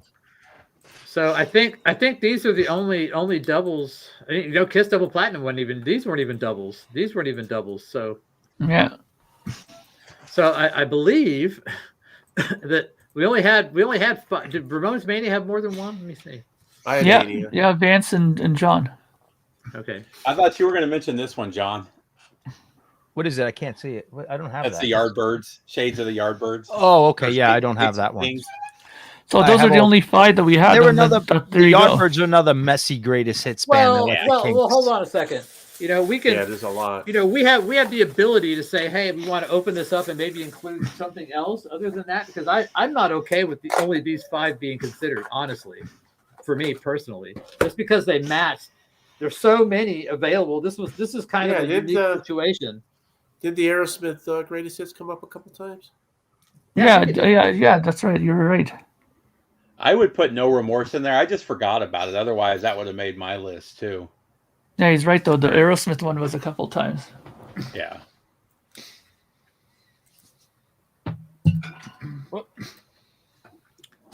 So I'm gonna go. Let's see. So hang on. Control Z.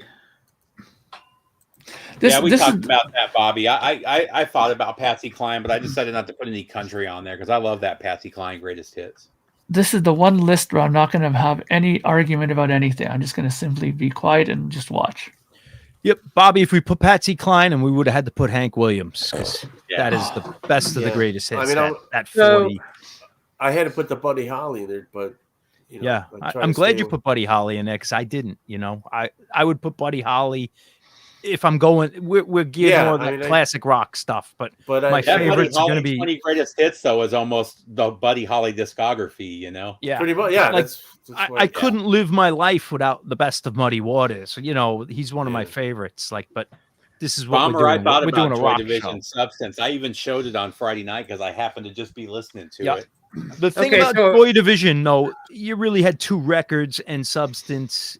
It wasn't like like you could just get the 3. So are we gonna pull our top 5 out of just these 6? Are these 6 going to be what we're going to pull our top 5 out of? Is that what we're going to do?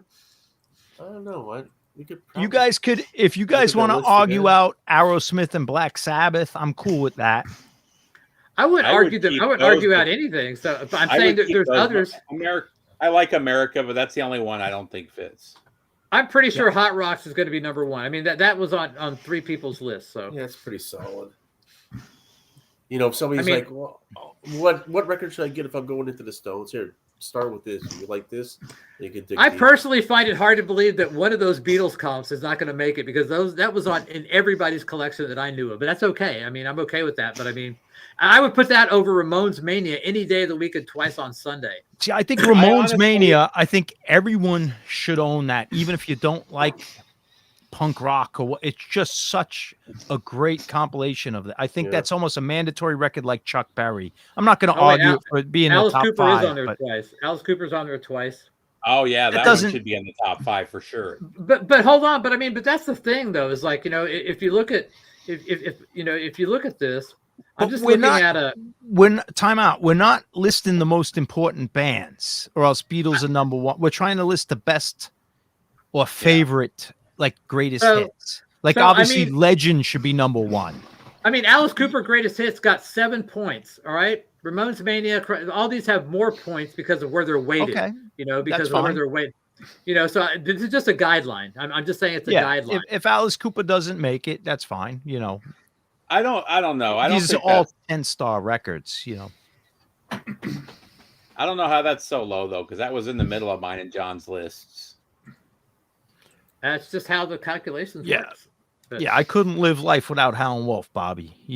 But all right, so.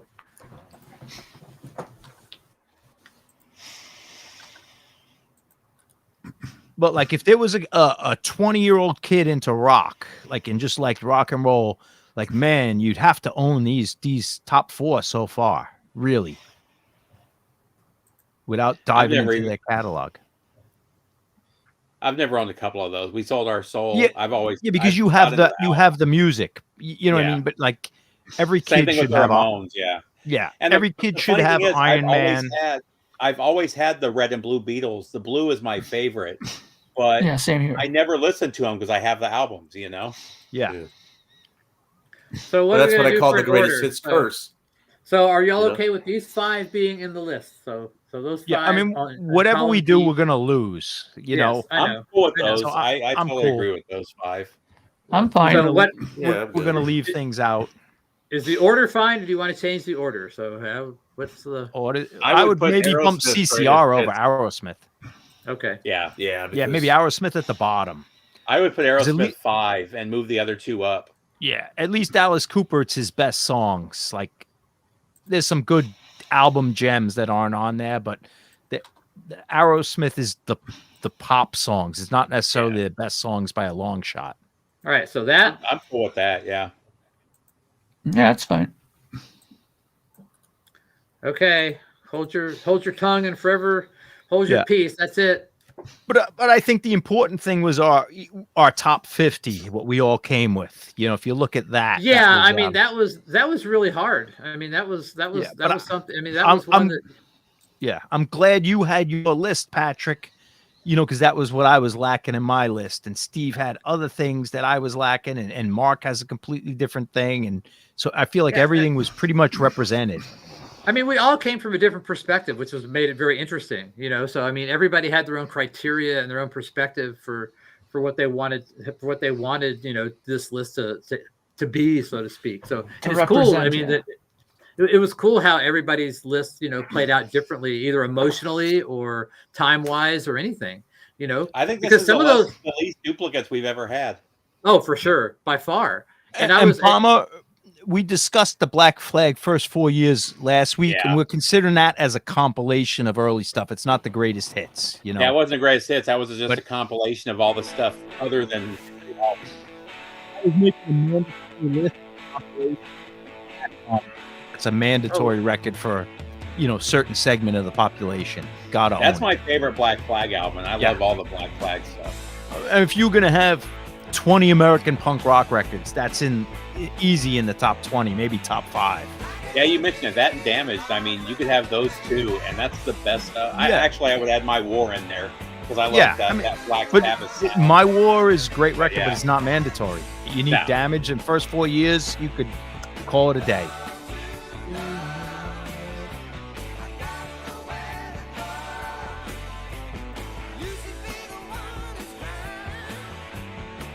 That's a good intro to hardcore.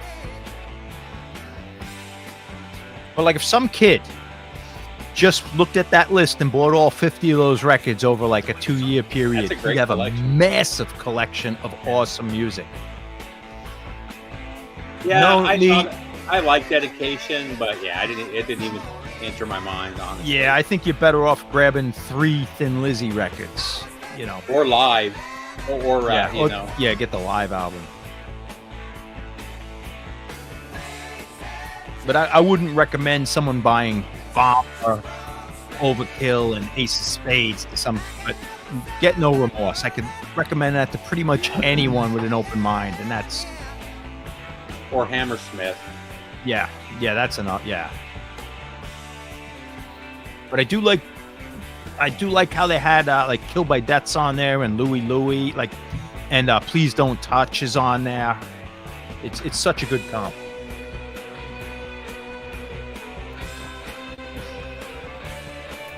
Yeah, that was an interesting exercise. I'm going to pull that out this week. I haven't listened to that in a long time. So what are we gonna do next? Like Double Platinum's a great comp, but I think if you're going to be into Kiss, you need those first 6 albums. Like, I love Double Platinum, but I don't think I could not have one of those Kiss albums in my collection. Yeah, I got Double Platinum when it came out because I was already into Kiss. It was just Well, and that was part of the problem too. I don't think Dedication came out in the U.S., Lee. I don't think that even came out in the U.S. I think that was it came out on CD in the U.S. I have it on CD. Not on album. No. Not on album. Yeah. Yeah, we were trying to do. We also talked about that. We wanted stuff while the band was big. That's the comps the greatest hits we wanted, not the ones that were released later on. Yeah, there's lots of retrospectives. Yeah. Although, I mean, I guess we break our own rules. I had the Chuck Berry Great 28 in there, so we're not very consistent. Well, I guess Chronicles was about 15 years after the band split. Yeah, yeah, and the Beatles was after the Beatles. They were done, and that was the 80s when that came out. So, and the Beatles broke up when those records came out. Yeah, but that was relative. That was a couple. Yeah, years, I know.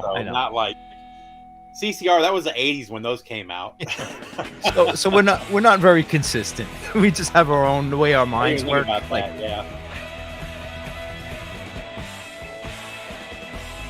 I guess that like the Chronicles was already out when I discovered music, kind of thing. Yeah.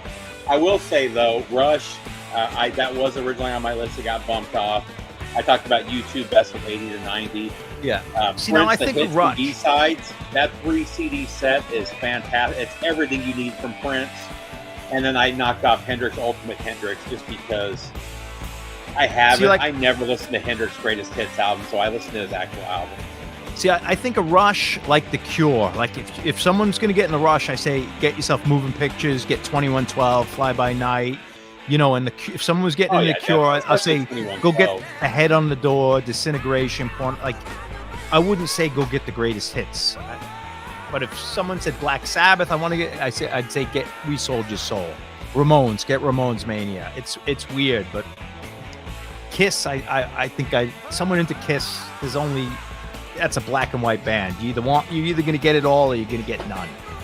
Well, and that's kind of the problem with that. I do like Rush Chronicles, but 2112 so do is I. my favorite Rush album, and you can't put that on a. But the thing is, though, with the early Kiss stuff, though, there is some filler in there. I mean, on Love Gun, there's some filler songs in there. Yeah. Oh, of course there is, but people are not Kiss. They're either Kiss fans. It's really a love-hate band.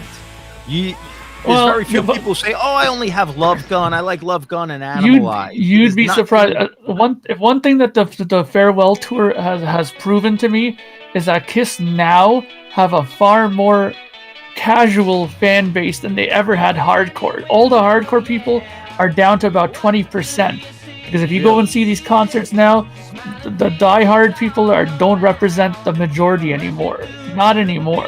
Well, I had no idea. I think a lot of it, though, with the diehard concerts, though, is people like me that were just taking their family to see that show. You know what I mean? Yeah.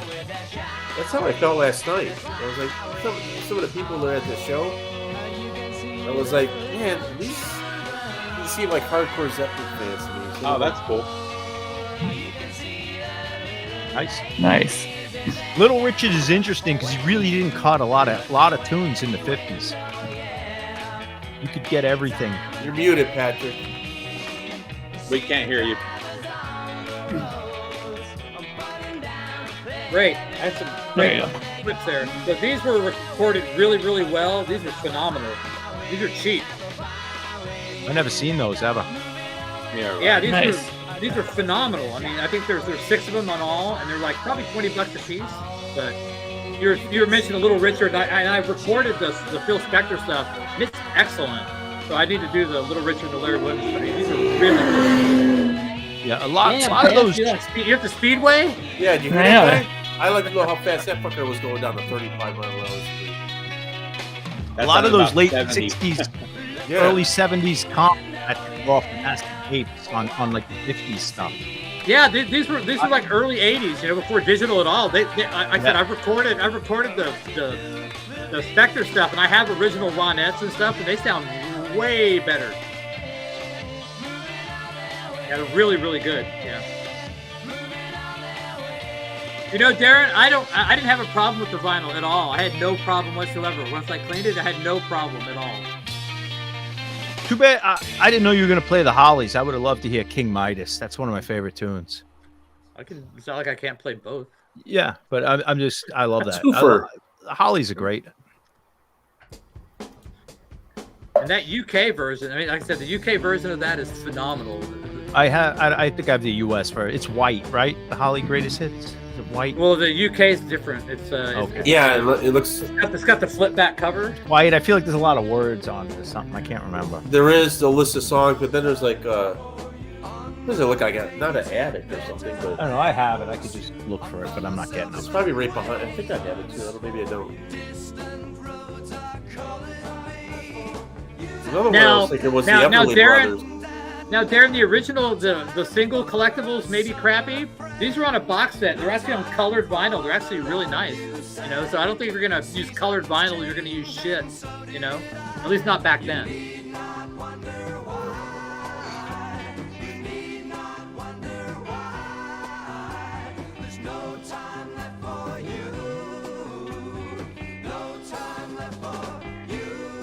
I thought about doing this one too because it was released as a 2 or 3 CD set, but since it was a box set, I didn't do it. The Metalworks. Yeah, this is Metallurgy. Yeah, I've got Metalworks too, actually. Yeah, this album was my intro to Guess Who too. I always love that box though with the Oh yeah, goes around the the studs edges. on there. Yeah. Yeah.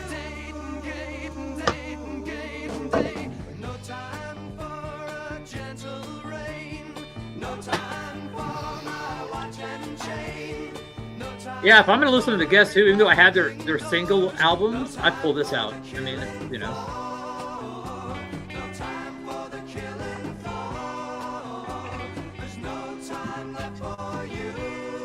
Very nice, Cleveland. Very nice.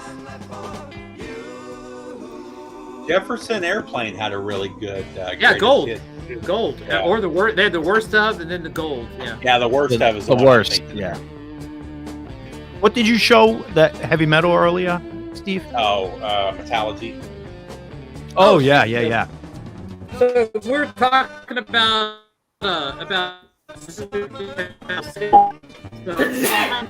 You're breaking up a little. I couldn't find the pop-up. I couldn't find the You're breaking up. Wow, he's breaking up like crazy. Stop talking, Patrick. You're cutting in and out.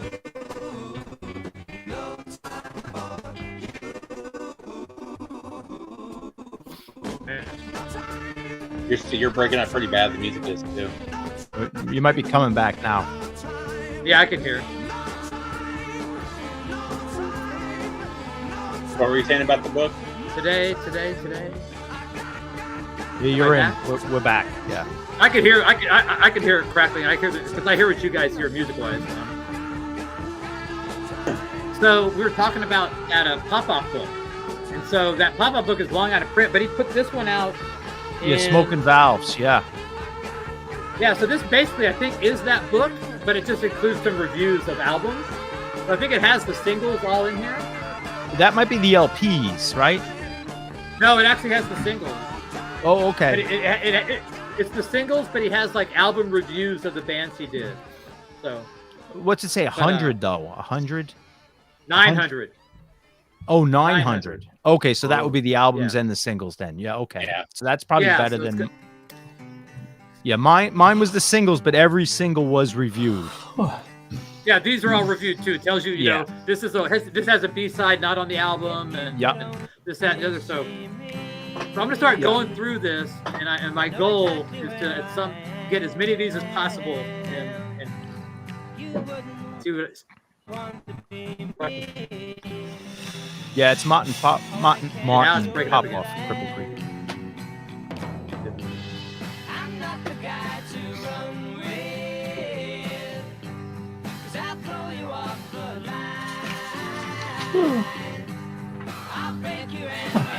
Lisa Harper, most people don't need any throbbing gristle, though.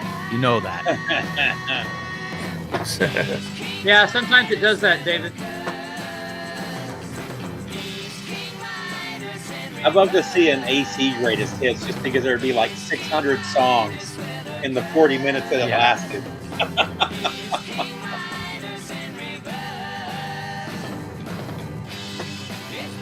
This is good, man.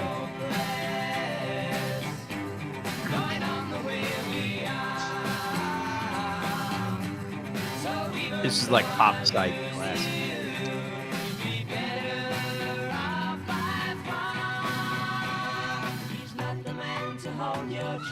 Everything he touches turns to dust. In his hand, nothing he can do is right. He'd even like to sleep at night, but he can't. Yep, Johnny, it's all over.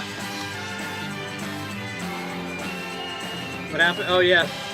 No, hold on. Well, the poll has it. Oh, I got to do the poll. Sorry. Oh, the poll. Got distracted. Oh, okay. I got distracted. No, we need to make the poll right now.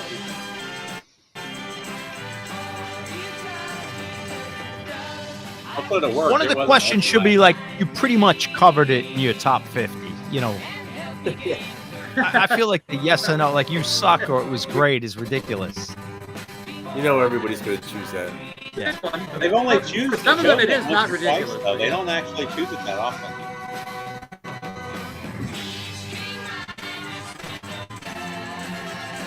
Why is my fucking internet crappy?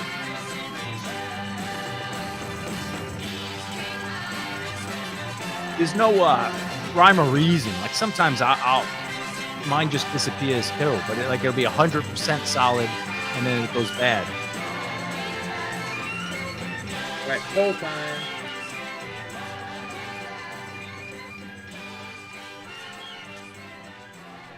Yeah, I work from home most of the time, and so mine's got to be rock solid. So I had to get the Wired copper. in. Yeah. Yeah. I mean, it's Wi-Fi, but it's Wi-Fi from 5 feet away. You know. Yeah, mine's about 15 feet away, but still I will go ended out. up we were having issues downstairs, so I steal my neighbor's. house. God, Record Hound. I forgot about Slatist. I totally Ooh, forgot. man, I had that's a that good on my one, too. list. I had Great that on my job. I initial love list. that album. Holy cow. Is there a singles band? That's the record to get. Wow, I totally forgot about that. Yeah, And that's that was a great one of the too. first ones I thought of when this came up, this subject. I'm actually surprised none of us mentioned that one. That's a good one. I need to right get on it. my wall. I got a picture of them on my wall right next Yeah, to you me. got to get that Vance. It's like a $5 record. It's cheap. Yeah. They're one of my favorite bands.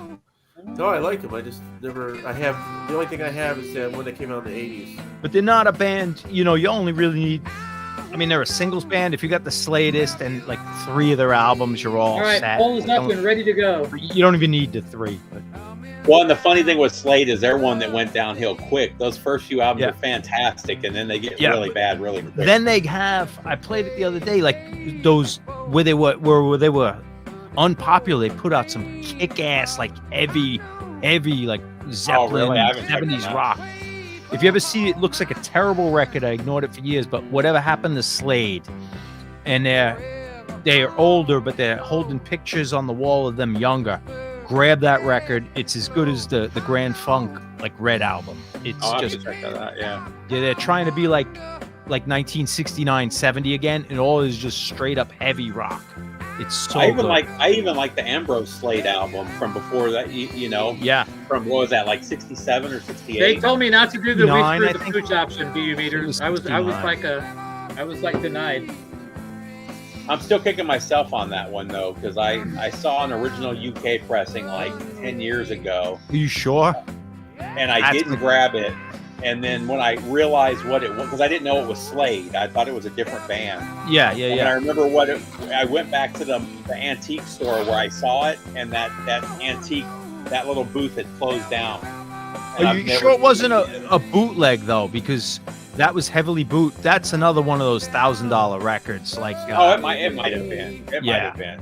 to see original UK. There's very few of those. And what pisses me off is when they reissued it a couple years ago. They did it with the American cover. What is it? With the balls on the. Oh, Just the it's such balls. Yeah. it's so annoying. Yeah. Yeah, I have the original US, which is, you could get that for like $60 compared to 1,000 or 1,200, whatever the original is. Yeah, whatever that one I saw was, it was the one with them on the cover, not the one with the balls on the cover. Yeah, but that was one of those heavily bootlegged through the years. Okay. See? Don't let I mean, them it's talk you out of possible negativity. Yeah, Play It Loud, Frank is good too. That's kind of a transition album. It's Yeah. not really glam yet, but you still get some of that 60s in there. Yeah. That one's not as hard. I mean, it's an uncommon record for sure, Yeah. but it's not like the first album. Yeah, you can get that one for under $20 in really good condition. And that one got reissued a couple times too. With Yeah, a little, I think- it's got a little square that says "This is Slade's first album" on the reissues. Yeah, they're all reissued. Even the Ambrose Slade is done legit, like a nice copy you could get for $30. Yeah, I British just one, yeah. I just bought a really nice reissue from like 4 years ago. It was really good. Now, the one album they have a middle years record where they were at the rock bottom.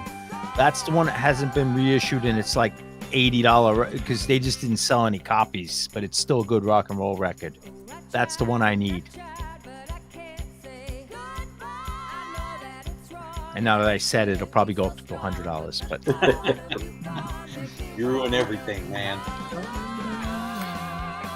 Yeah, 50 people. you know from what? Slade put out, I think in the 70s, they had a TV album that was hits. How you doing, It's got Scotty? broken glass, but that's how's really your- the best comp. The How TV are you? record Are you is- on the mend, Scotty?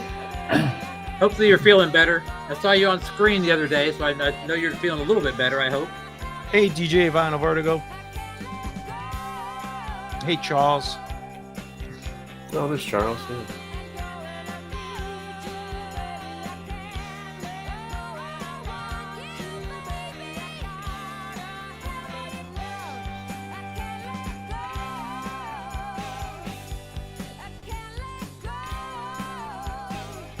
It was pretty crazy what Slade did, though, because they put out Slade by Slade, and then like 6 months later, they did Slade Alive. Yeah. No, Slade Alive was first. Oh, was Slade Alive first? Yeah, Oh, yeah. Slade Alive. Slade Alive's the album that made them, and it's basically covers. I think there's like 2 originals on there, but it was just that is one of the greatest live albums ever. Oh, I love that album.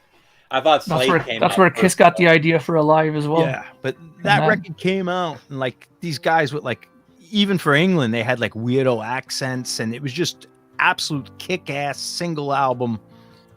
And for people who were sick of the hippie stuff, sick of prog or whatever, just like one album that just kicks your ass like Little Richard did. It's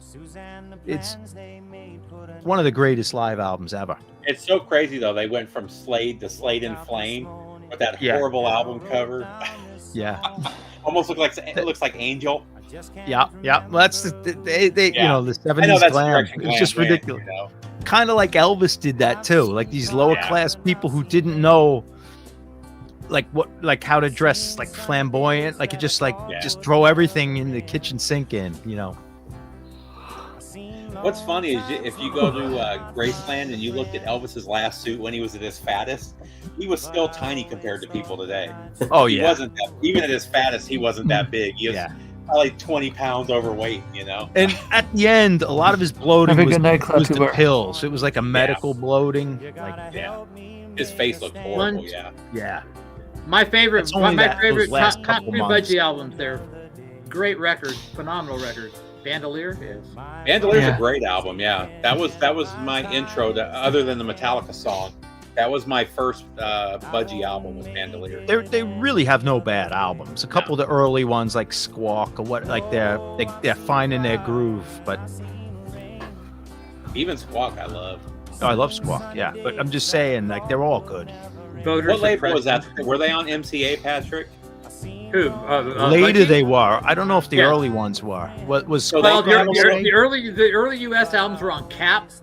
They were always on MCA in the UK, but in the U.S., Budgie, self-titled, and Squawk were on Cap, and then they were on MCA after that. Yeah. So that MCA box set, it's like 5 albums you can get for like $20 on CD. That's a fantastic box. Yeah. Yeah, I also have a double CD of Budgie. That's just fantastic. It's just like a 2 CD comp, and that's a nice way to get Budgie because you play it in the car and stuff. It starts from the first album and ends at the last EPs or whatever. It's so good. All right, guys, I'm gonna head on out. I gotta take the dog out. All right, Mark. We'll see you, man. Mark. How you doing, Frank? Is it cold in New York, New Jersey? I'm sure it's cold in New York and New Jersey. Man, it got to 7 or 8 yesterday here. And now it's going to be in the 50s by the end of the week. Oh, that's good. Yeah, it'll be 13 tomorrow at work. Yeah, that's about what it is right now. It should go up though, I think. It's about 15 right now, I think.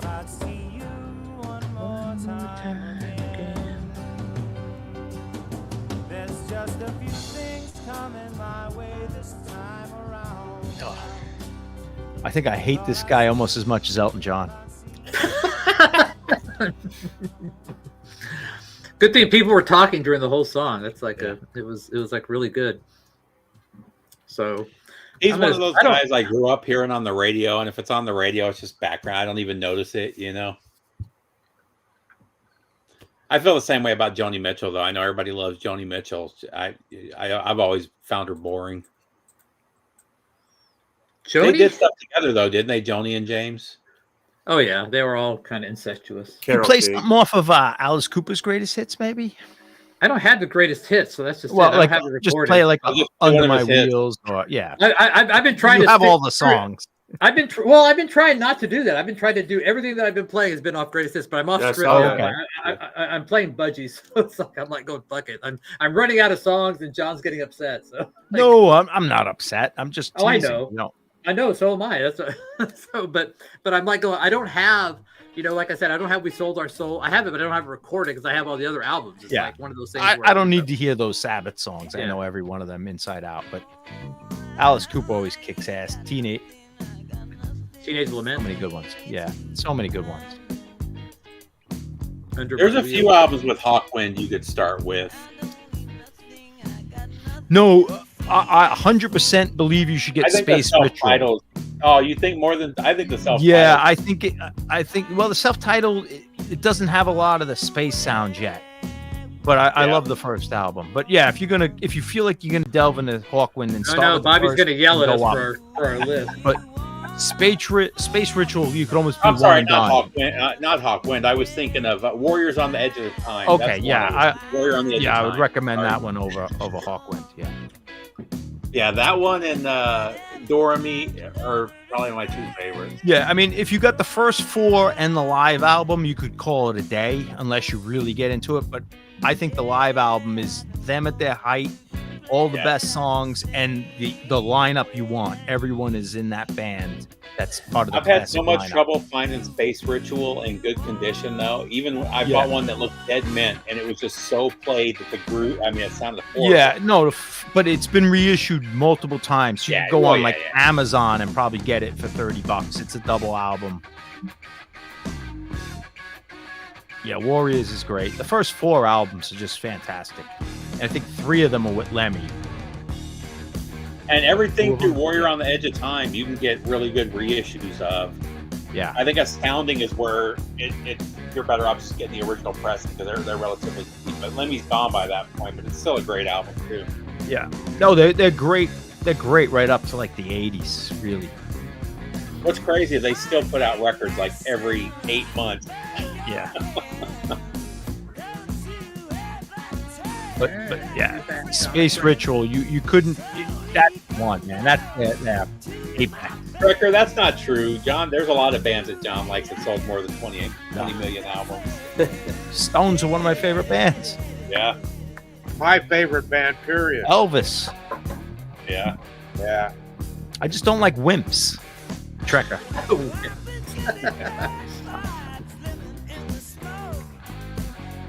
Gotta be macho, huh? No, you don't have to be macho, but I don't like Elton John. I'll take T-Rex over Elton John, you know? I'll take Bowie. Like, these are bands that have a little... T-Rex had a couple of good tunes. A lot of bands... No, I'm saying I would take T-Rex. I think T-Rex was rock and roll. They were a little dangerous. They're rough and ready. They're cool. Like Elton John, that's the wimp version of it. T-Rex is another funny one, too, because Bang a Gong is the worst song that he wrote.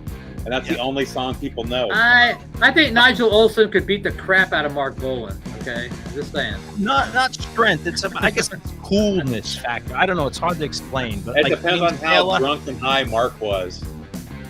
I don't think Taylor. Even if he could beat up Dylan's way rougher and ready. Like.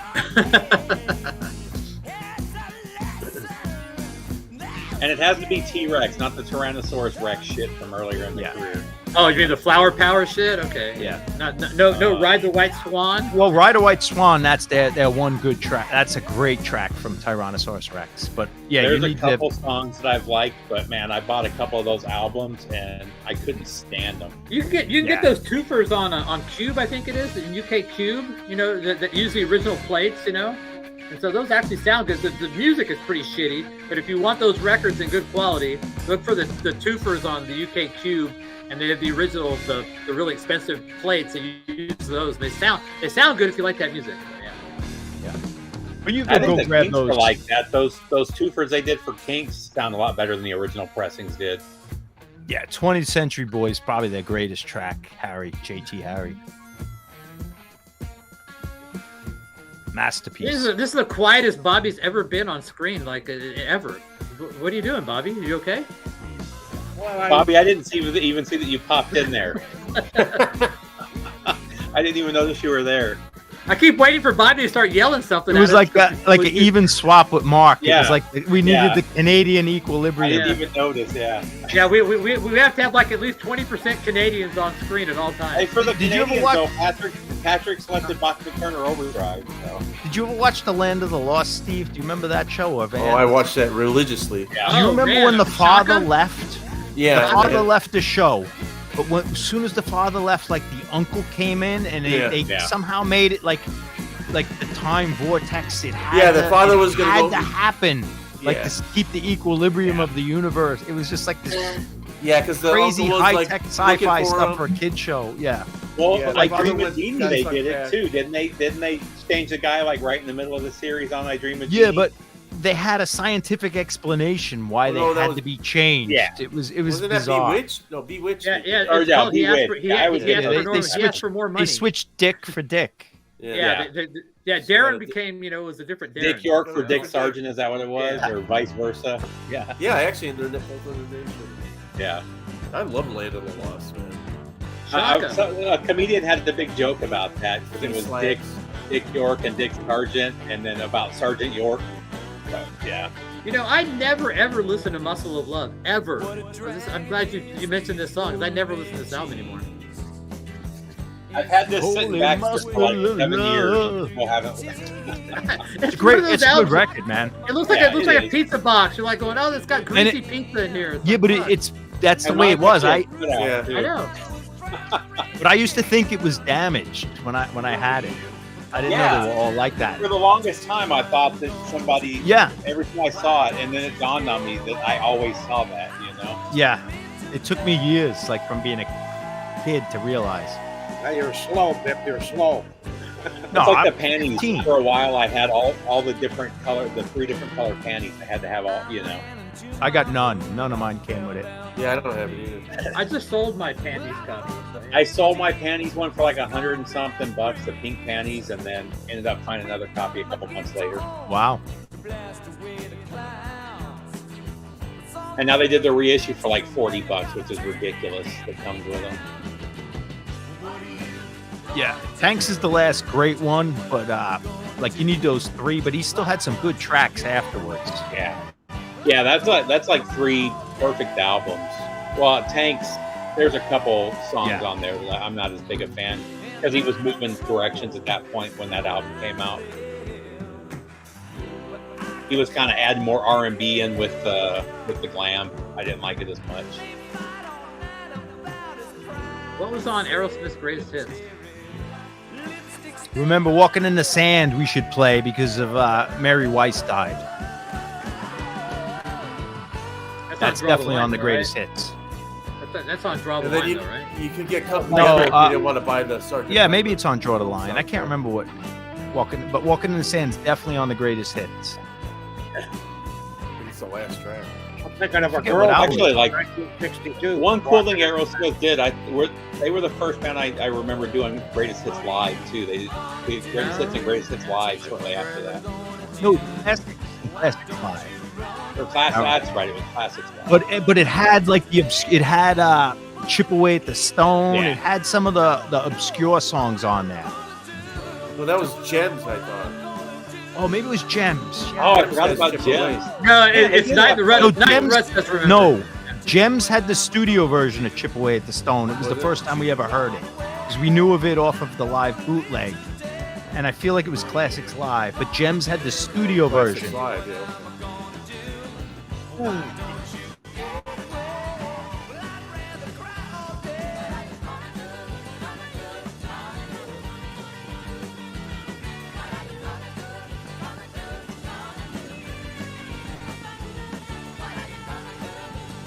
What should I play off Hot Rock? There's a shit. Let me see. I may be wrong. No, it's on. Someone mentioned Under My Thumb earlier. Yeah, this has the Hype Sicka, the original studio version of Chip Away at the Stone on Gems. Okay. And I this don't is have like that on vinyl.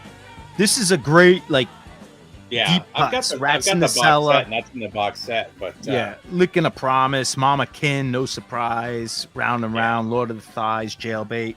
But Classics Live. Oh, maybe it didn't have Chip Away at the Stone. It was live bootleg, I'm thinking. This had Major Barbara. That was the B-side. Train Kept a Rolling.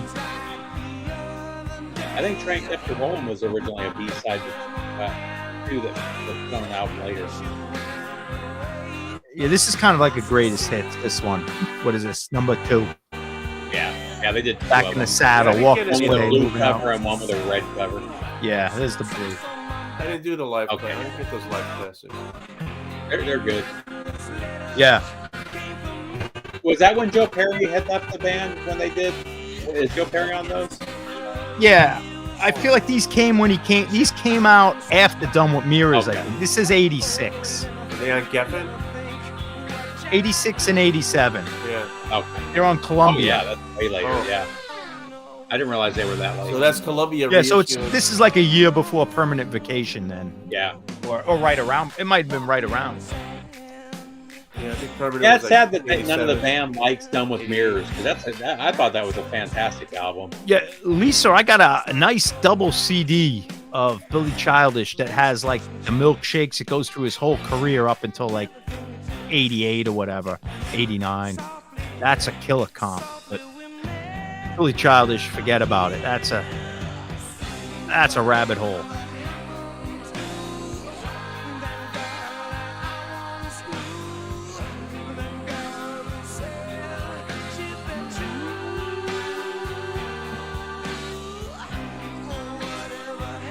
It's a pretty true cover, ain't it? Note for note. I like Flush the Passion, Frank. I think that's a great album.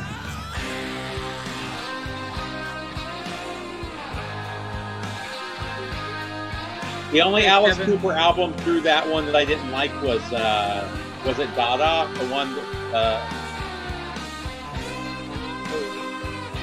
I think it was the one that you're muted, John. Yeah, Dada's not very good.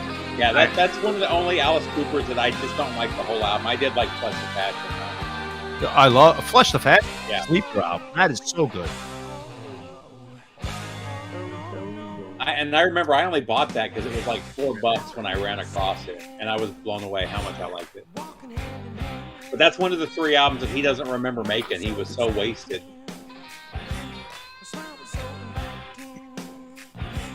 Shangri-Las? Shangri-La's, Walking in the Sand. Yeah. I got that. Of course you do, Bobby. You have taste. I got a lot of their 45.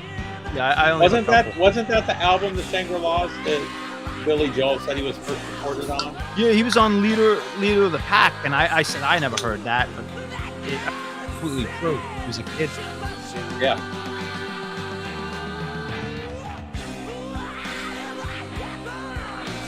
Oh yeah, Alice Cooper's vocals. I mean, he sounds great.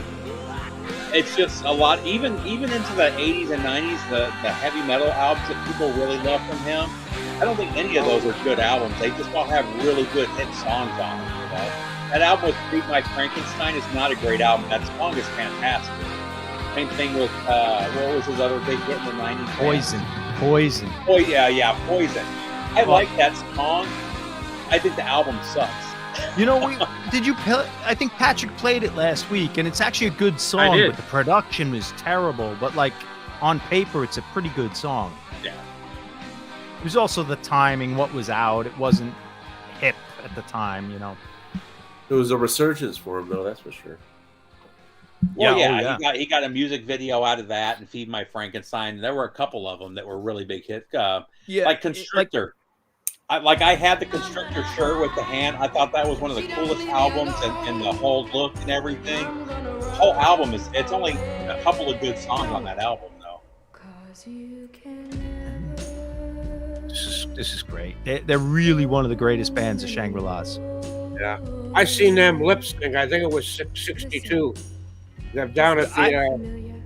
I don't even consider them with the girl groups. Like they're a serious band. Like I think they're way better than like a lot of the trite girl groups. What about the Shirelles? What about the Shirelles? Shirelles, some of the art stuff. I put the Shangri-La's even above them. I think. Really? Yeah, I think all those Shadow Morton songs. I think the content, the lyrics. I think they were just so tough and real. Well, I ain't. I don't know. I'm a just, music guy. The beat, it's the beat with me. I never was much of a lyric guy. It's not just. I'm not a lyric guy either, but I can't. The content of these songs, and they were real. Like this was gang territory, New York, that era. You know, like one chick, like the heroin, they're carrying guns. It was just bad scene. They were the real deal. They weren't just like for hire in the studio, sing some la-di-da songs or. Sounds like Vance's Neighborhood. But I think even funny Shadow about them, Morton too, was is a lot an of- ex-gang member. Like I remember reading a lot of their songs came out of the Brill Building too, which you don't consider the Brill writers to be writing the kind of songs that Shangri-La was singing, you know? Yeah, I think Shadow Morton wrote most of the songs. I could be wrong. He was like the guy who was a note, just stepped up and said, I'm going to write songs and he took them under their wing. But they were all tough people. So New York.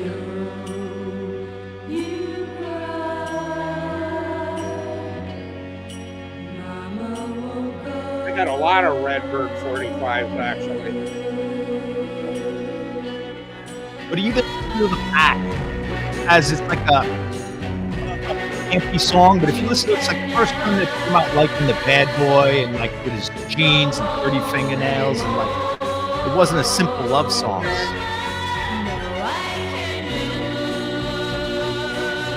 Ronnie Love.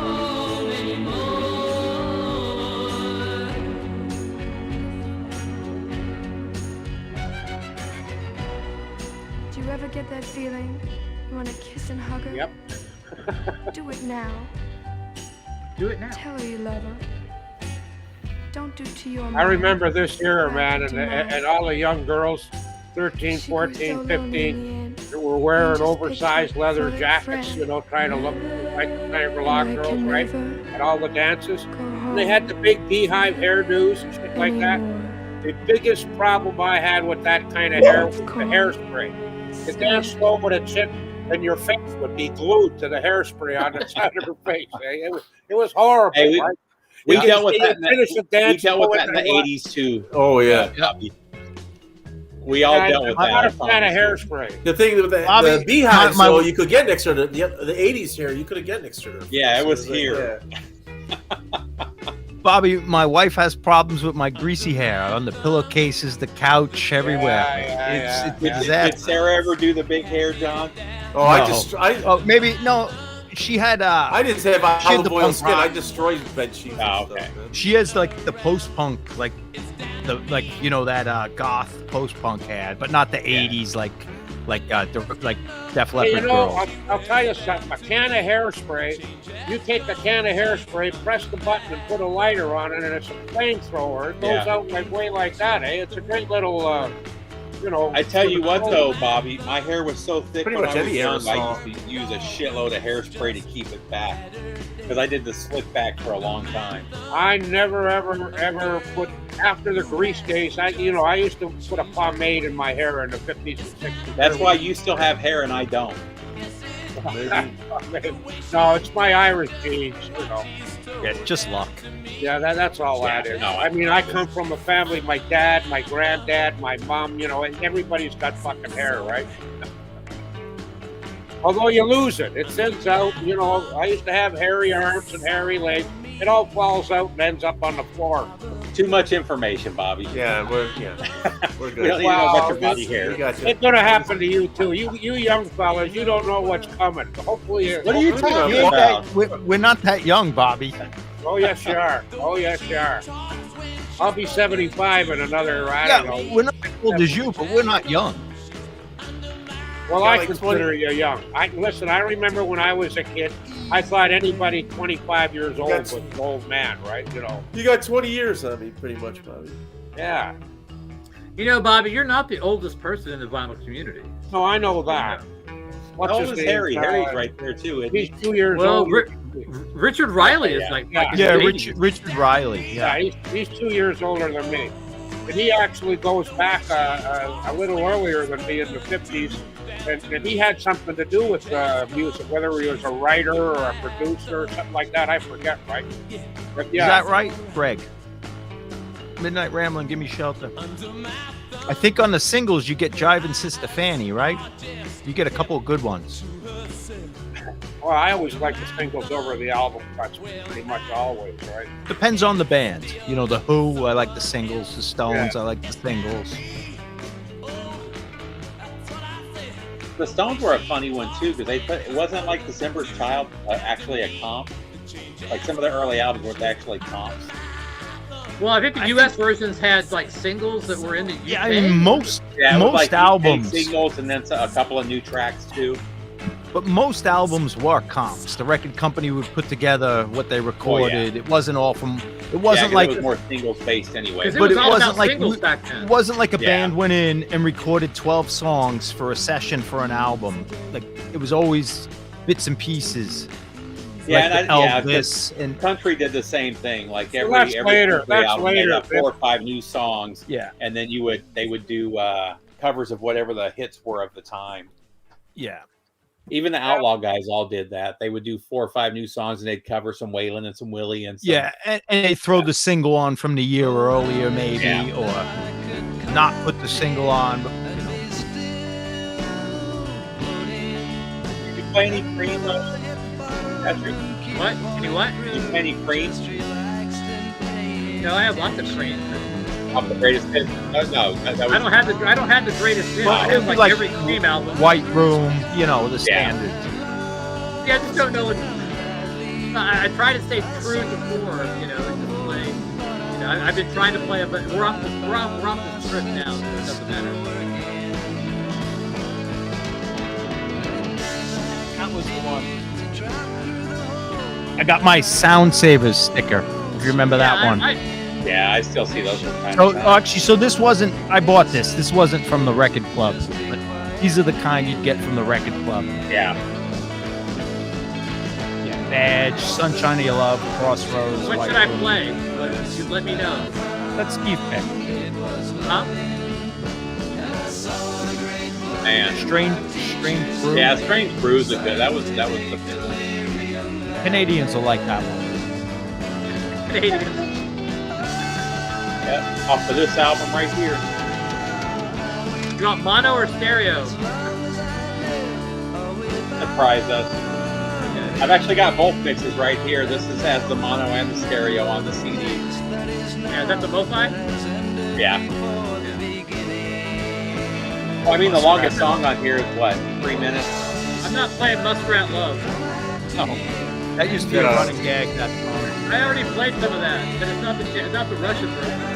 When you play, this is a Russian question, and it's the greatest hits of Festival of I Power. already played something off that. Off of this album here. Yeah. I've actually been listening to a lot of Jethro Tull lately. Wasn't Locomotive Boy? Wasn't Locomotive Boy? No, but I can play Locomotive Breath. It doesn't matter. Teacher. Yeah, play Locomotive. Whatever. We want Locomotive Breath. Locomotive, but yeah. I mean, Patrick. What? Am I muted? What? What happened? What a locomotive, bro. He wants Locomotive. Right here, Bobby. Here's the nice US I got version. that one too, right? I got a couple of them, as a matter of fact. Yeah, I've got like 5 copies of it. Yeah. I'm one of those guys. I see a record, and if I like it, I'm picking it up anyhow.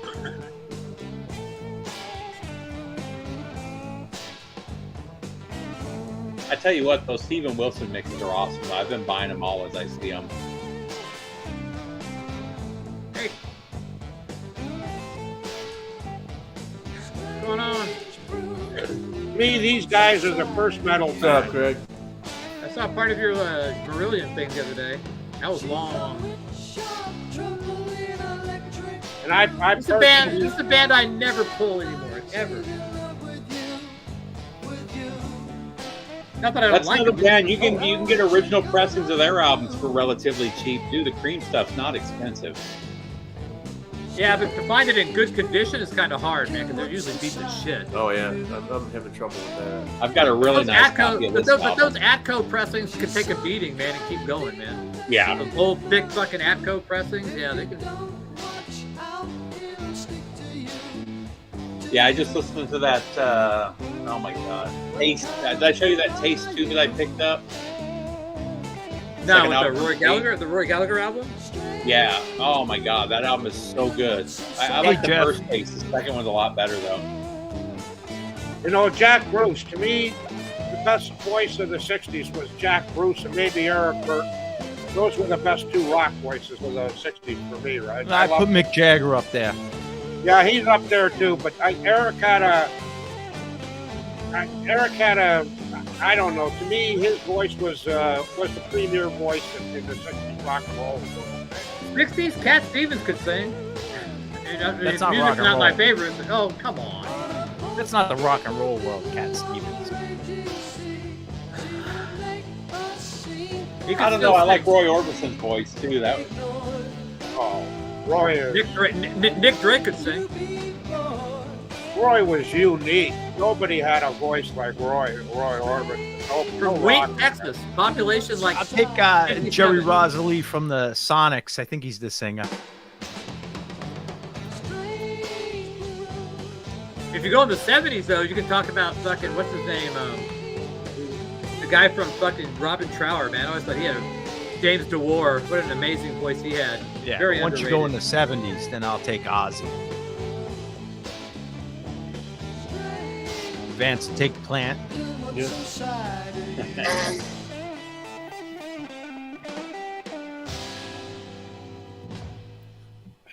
What an asshole that Eric Clapton turned out to be, huh?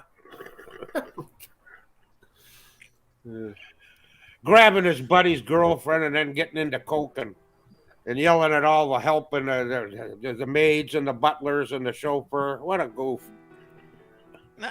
Keith Richards did the same thing to Brian Jones. Yeah, but he's okay. I mean, actually, Yeah, I don't know. I don't think Brian feels that way. Actually, Bip, if you read Keith's book, well, that's a terrible book. Yeah, go ahead. Well, yeah, but it was her come on to him. All of a sudden, she started blowing him in the back of the car, right? I mean, come on, let's face it. She was from German, and she was she was moving up. Brian Jones was a waste, and she had to get the next guy. She was fighting with him all the time. She knew he was going downhill. She was moving up in the world. That's all. I mean, come on. Yeah, but he's like flaunting it in front of him. They killed Brian. I mean, he would have died anyway, but Mick and Keith killed Brian, no doubt. I'm not saying he didn't deserve it. Brian Jones is a bad man. Bad man. Well, he was fucked up in the head, man. He was fucked up. But he was a bad man even before he joined the Stones. No, I know that. Teenagers. He had like 5 illegitimate children with teenagers, and he abandoned them all. Yeah, that's right. That's true. The women and the kids abandoned them all. He was a bad man. I mean, I love the Stones, but if he was too much a of buddy of mine, he would have been beat up. You see that early, when you see you would have drowned him very early. He always tried to. I wouldn't have drowned him, but like I would have not cared about him. Upland everybody else. It used to bother me that he was like that. Because Paul McCartney's like that too. Want to be in front of the camera, want to talk, all of that kind of stuff. Well, he took over the leader role. They want everybody to like him, Fuck. I'm gonna smoke some pot. All right, man. Yeah, great tune, man. Yeah, Bip is loving this. I love the mutant, like playing the muted strings. I love Martin Barre's playing. I think he's a great underrated guitar player, man. Very underrated guitar player. I never heard him pronounce beret. That's the first time I ever heard it. Beret. No, I'm not saying you're wrong. I have no idea, but I've never heard it pronounced that way. It's kind of like a revelation. Hey, Johnny Elm. Oh, Jay Black had a great voice, yeah. That's brilliant. That little section. Years later, I found out this guy was a phony. He didn't do drugs. He acted like he was a druggie and all of that. He wouldn't touch the stuff. But when he was on tour with Led Zeppelin, they had a bunch of broads up in the hotel room, and they were sending down Polaroid pictures of, naked girls, pussy, tits, shit like that, right? And come on up, Ian, come on up, have some fun. And Ian's all scared. No. Pink Floyd's the same maybe way. he was Everybody married. thinks of Pink Floyd is the ultimate drug band, but other than the rest of those guys weren't drug guys at all. They went to sports cars and living the rich life real bet. early. Hawkwind had no respect for Pink Floyd. A lot of bands thought they were like the rock star sellouts. It's just early. funny you think of them as the ultimate acid band because of their those couple of albums, and none of them. Once everybody started making money in the music business, they all started to, start thinking of this and that. Hey, I'm better than you and all of that. Oh yeah. Yeah, Hawkwind Well, were and Roger interested. Waters. 70s. Roger Waters is a horrible person. If you watch interviews with him and stuff, he's not a good guy. And most famous people are like that. Johnny Carson, James Brown, even Elvis, you know, fucking, he was a little fucked up in the head. Well, James Brown took it to another level. He went to jail for beating his wife. So, Well, he was terrible. You know, early in his career, he would have backup singers, black backup singers, girls, eh? And there was a lot of sort of famous ones. Later, Tammy Terrell being one of them, and she was hooked up with Marvin Gaye, eh? But James would smack her in front of the band and shit like that, right? You know, you do this, you do that, right in front of people. He's hitting women, right? He was a bad guy. James was bad. I had a friend from Athens, and his guitar teacher was in James Brown's band. And James Brown said to him, his band got screwed. But his band, he said to his band, like they used to practice at his house. He had a practice space, like a whole pavilion or whatever, built up at his practice space in Athens. And James Brown said, "You boys might want to bring your equipment home tonight." The next night, there was fire, burned the whole studio down. Like, so he set it all on fire for insurance. Like they all took their amps home and everything. It was a good story. All right, what Sabbath song should I play off "We Sold Our Souls"? Since I don't You could back James Brown up, Go to though. the grave. You know, that was one thing about James. You could back him up. If he come on to you and you went right back at him and you were somebody serious, he didn't fuck around with you. What was the name of one of the original Flames who always used to announce him later on? Bobby. Anyhow, the drummer was his brother, and he was sort of a rounder, and he always carried a gun. At one time, James at a practice or whatever, and he's giving him shit, right? He's giving him a whole bunch of shit, telling him he's going to do this to him, going to do that to him. The guy pulls out a gun and goes, "You go fuck yourself," like James. Okay, never bother. Great tune, Patrick. His drummer, the main drummer that wrote all of his big breaks that hip hop and everybody uses now. Well, he's had all kinds of musicians. He's had all kinds. No, they interviewed him though, and he was saying how bad it was working for James. They actually wrote most of the music and got no credit for it.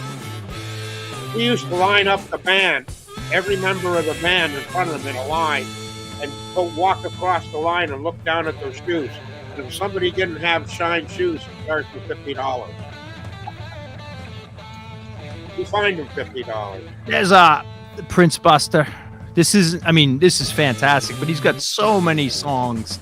I don't know if you could make a greatest hits, but these are nice Jamaican records. Little Walter, he was an alcoholic. He killed himself early with the booze stick. Yeah, he was a bad alcoholic. He carried a gun and a knife. No, a razor. It was a razor. Bobby, a lot of those guys that were traveling musicians back then had to, though, whether it was blues or country. I mean, they were some rough dudes, and they were all true enough. I mean, they weren't playing big places. They were playing shitty bars and backwoods. Chicken wire in the front. Yeah, I mean, it was down south. Whether you were a bluesman or a country guy, it was a rough life. You had to have a gun. If you wanted to get paid, you had to carry. Half. Oh yeah.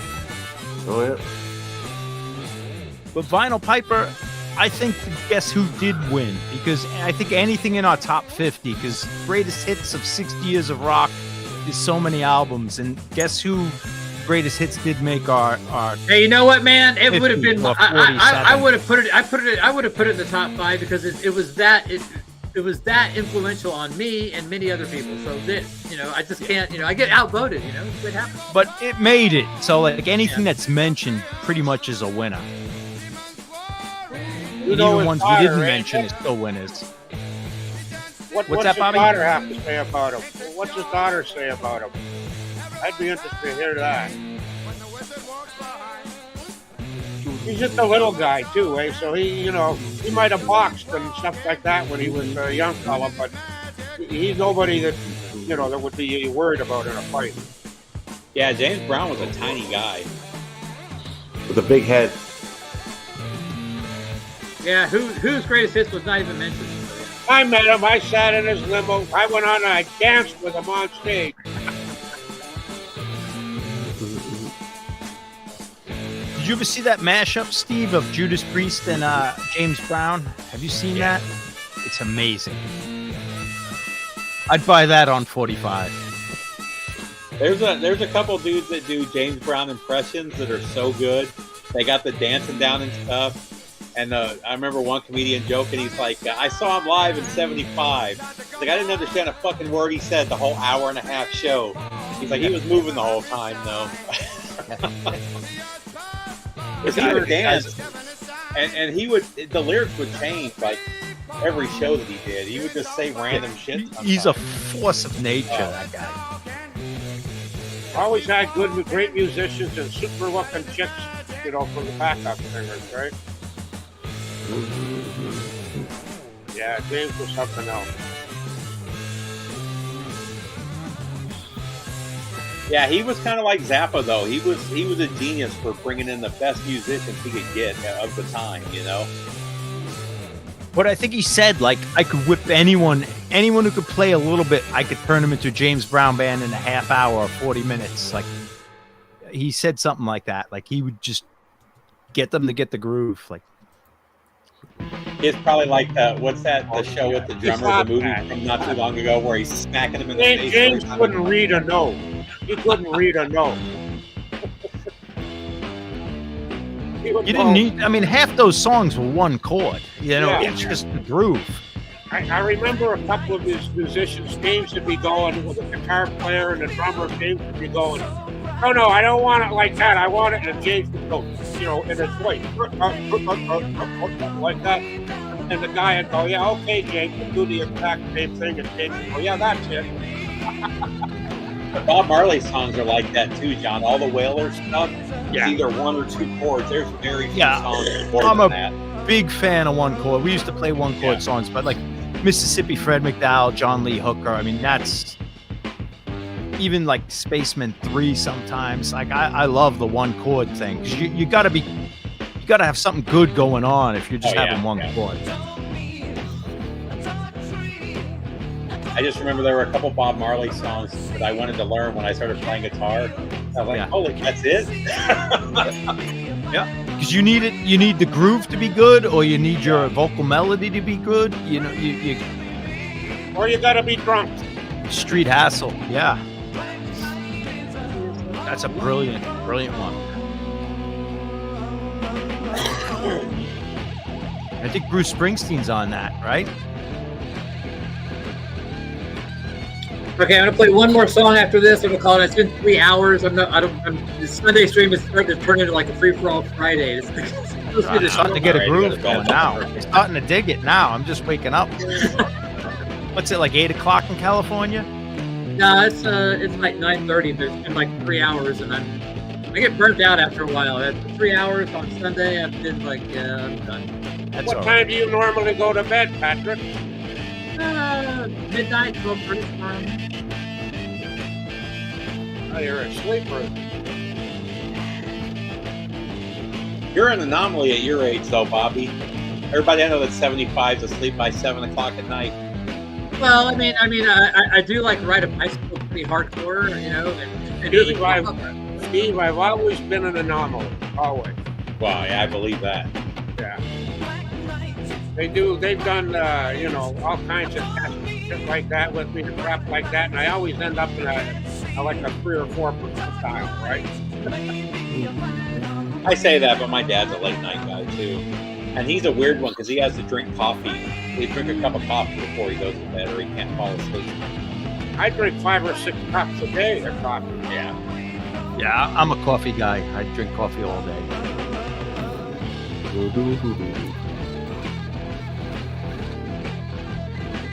It's on the bottom of the screen, Johnny. What's that? What song it is? Johnny L. Oh, okay. Yeah, It's Johnny one of was those saying songs too. earlier. There's 5 or 6 versions of it, and they're all great. Johnny was saying earlier that he really, really liked James Brown's Live at the Apollo. That's the record that turned me on to James Brown big time, man. I used to put that on, and that's what I learned to dance to, actually, was that record. If you guys haven't watched the James Brown, any of the live James Brown videos, man, they're worth checking out.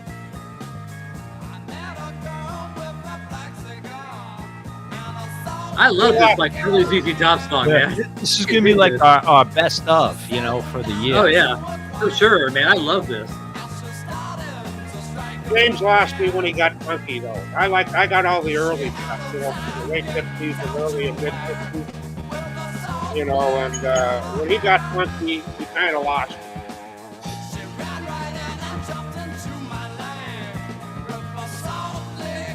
But I bet you I got about 2 dozen of his 45s, half a dozen of his albums, but all the early stuff, right? Did they ever put this on an album, or is this just a single? I think it was on a box set, a CD box set. I mean, They did that big. Yeah, yeah. Oh, the 6-pack one? No, It's it probably was on on that 6-pack. second or that It was one later. where it's It was like, later.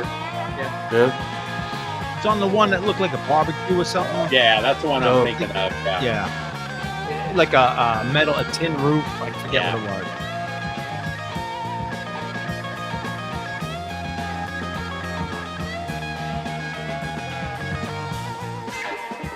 Yeah, King Records, Little Willie John, that was his idol. Yeah, absolutely. Same with Jackie Wilson. Jackie Wilson, Little Willie John was his idol too, right? Well, he was classy, man. He was just classy, Little Willie.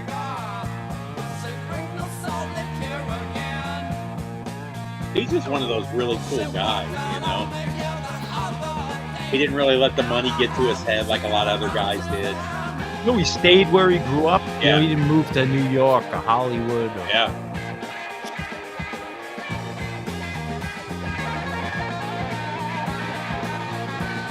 Yeah, I remember watching something about some college radio kid that tried to get an interview to his management. He's like, I never thought I would get it, but he called me up like an hour later, you know. He was Wow. like, no big star. And this was like in 84, 85 when he was this peak, you know. Yeah. He had a He was big like, he had like comeback in the 100 80s. listeners on campus, and he talked to him for like an hour. Good night, Patrick. Am I done? Yeah, you're Bobby's gone. in- We're Bo- staying. Bo- You're gone. We're staying. Bobby's now ending the stream. What so we yeah. missed? There's got to be one greatest hits we missed. One more song. All right. So what do you think that we missed? What do you think we How about missed? some that we didn't Bowie? play? I played a Bowie. Well, Patsy Cline, Roy Orbison. You missed the 50s. I have Patsy Well, Cline. I can just I rock. can play it. I can play Yeah, but Patsy for rockers, Cline. you want to do a rockers tune, right? I don't know. Did you play? You didn't play anything off of Legend, did you? How about No, I did not. you didn't play any Ramones? Play a There Ramones you song. This way you'll just get Oh, wait, it's 2 very minutes. short. That's why it's really 2 short. minutes, and you Only could a go to minute bed and or 30 end it. seconds. It'll only be in less than 2 minutes. I'm not going to bed, but what Ramon song should I play? I don't know. I have a lot of singles. Sheila was a punk rocker. You pick, Patrick. You pick, Patrick. I'm not a huge Ramon. I don't have Sheila's a punk rocker, do I? KKK took my baby away. Pick number 11. That's a Then. good one. Yeah. What album's that off? Oh, I got Rock, that. That's rock, off Pleasant roll, Dreams. I got that. I do have that. I don't know what to pick. Pick number 11. Well, we're all waiting.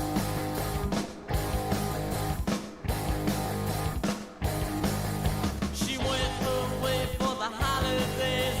Says she's going to LA, but she never got there. She never got there. She never got there. They say yeah. She went away for the holidays. Says she's going to LA. This is like 2.5 minutes. This is like a frog song for Yeah, this was this is that big single. the Frog album.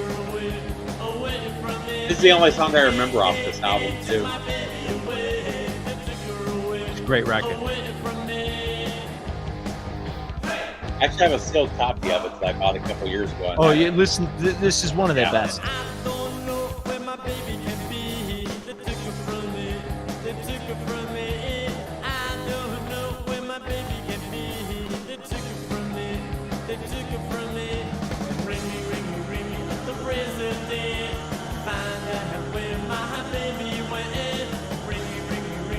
This is another one about the stealing the girlfriend because Johnny stole Joey's girlfriend. That's what this song is about. KKK was Johnny Ramone. Yeah, I don't like guys But like Johnny that, stole him, man. but he ended up being married to her right up to his death. So it was like legit. You know, I had a lot of girls, you know, come on to me when I was a young, good-looking fellow. And a lot of them were wives of my buddies or girlfriends of my buddies.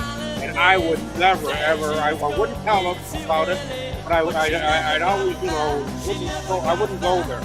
Yet I know guys that did and all of that. Nothing but fucking problems. Let me tell you, Bobby, being in the Navy, as soon as the ship pulled out, all their wives were in the base club trying to hook up with other guys. Like, it was the craziest thing in the military. Yeah, no kidding, eh? Never was a fan of error. Getting shacked up is okay, but signing over half of what you own for somebody that you're going to sleep with, that's stupid to me. Or just stick with them.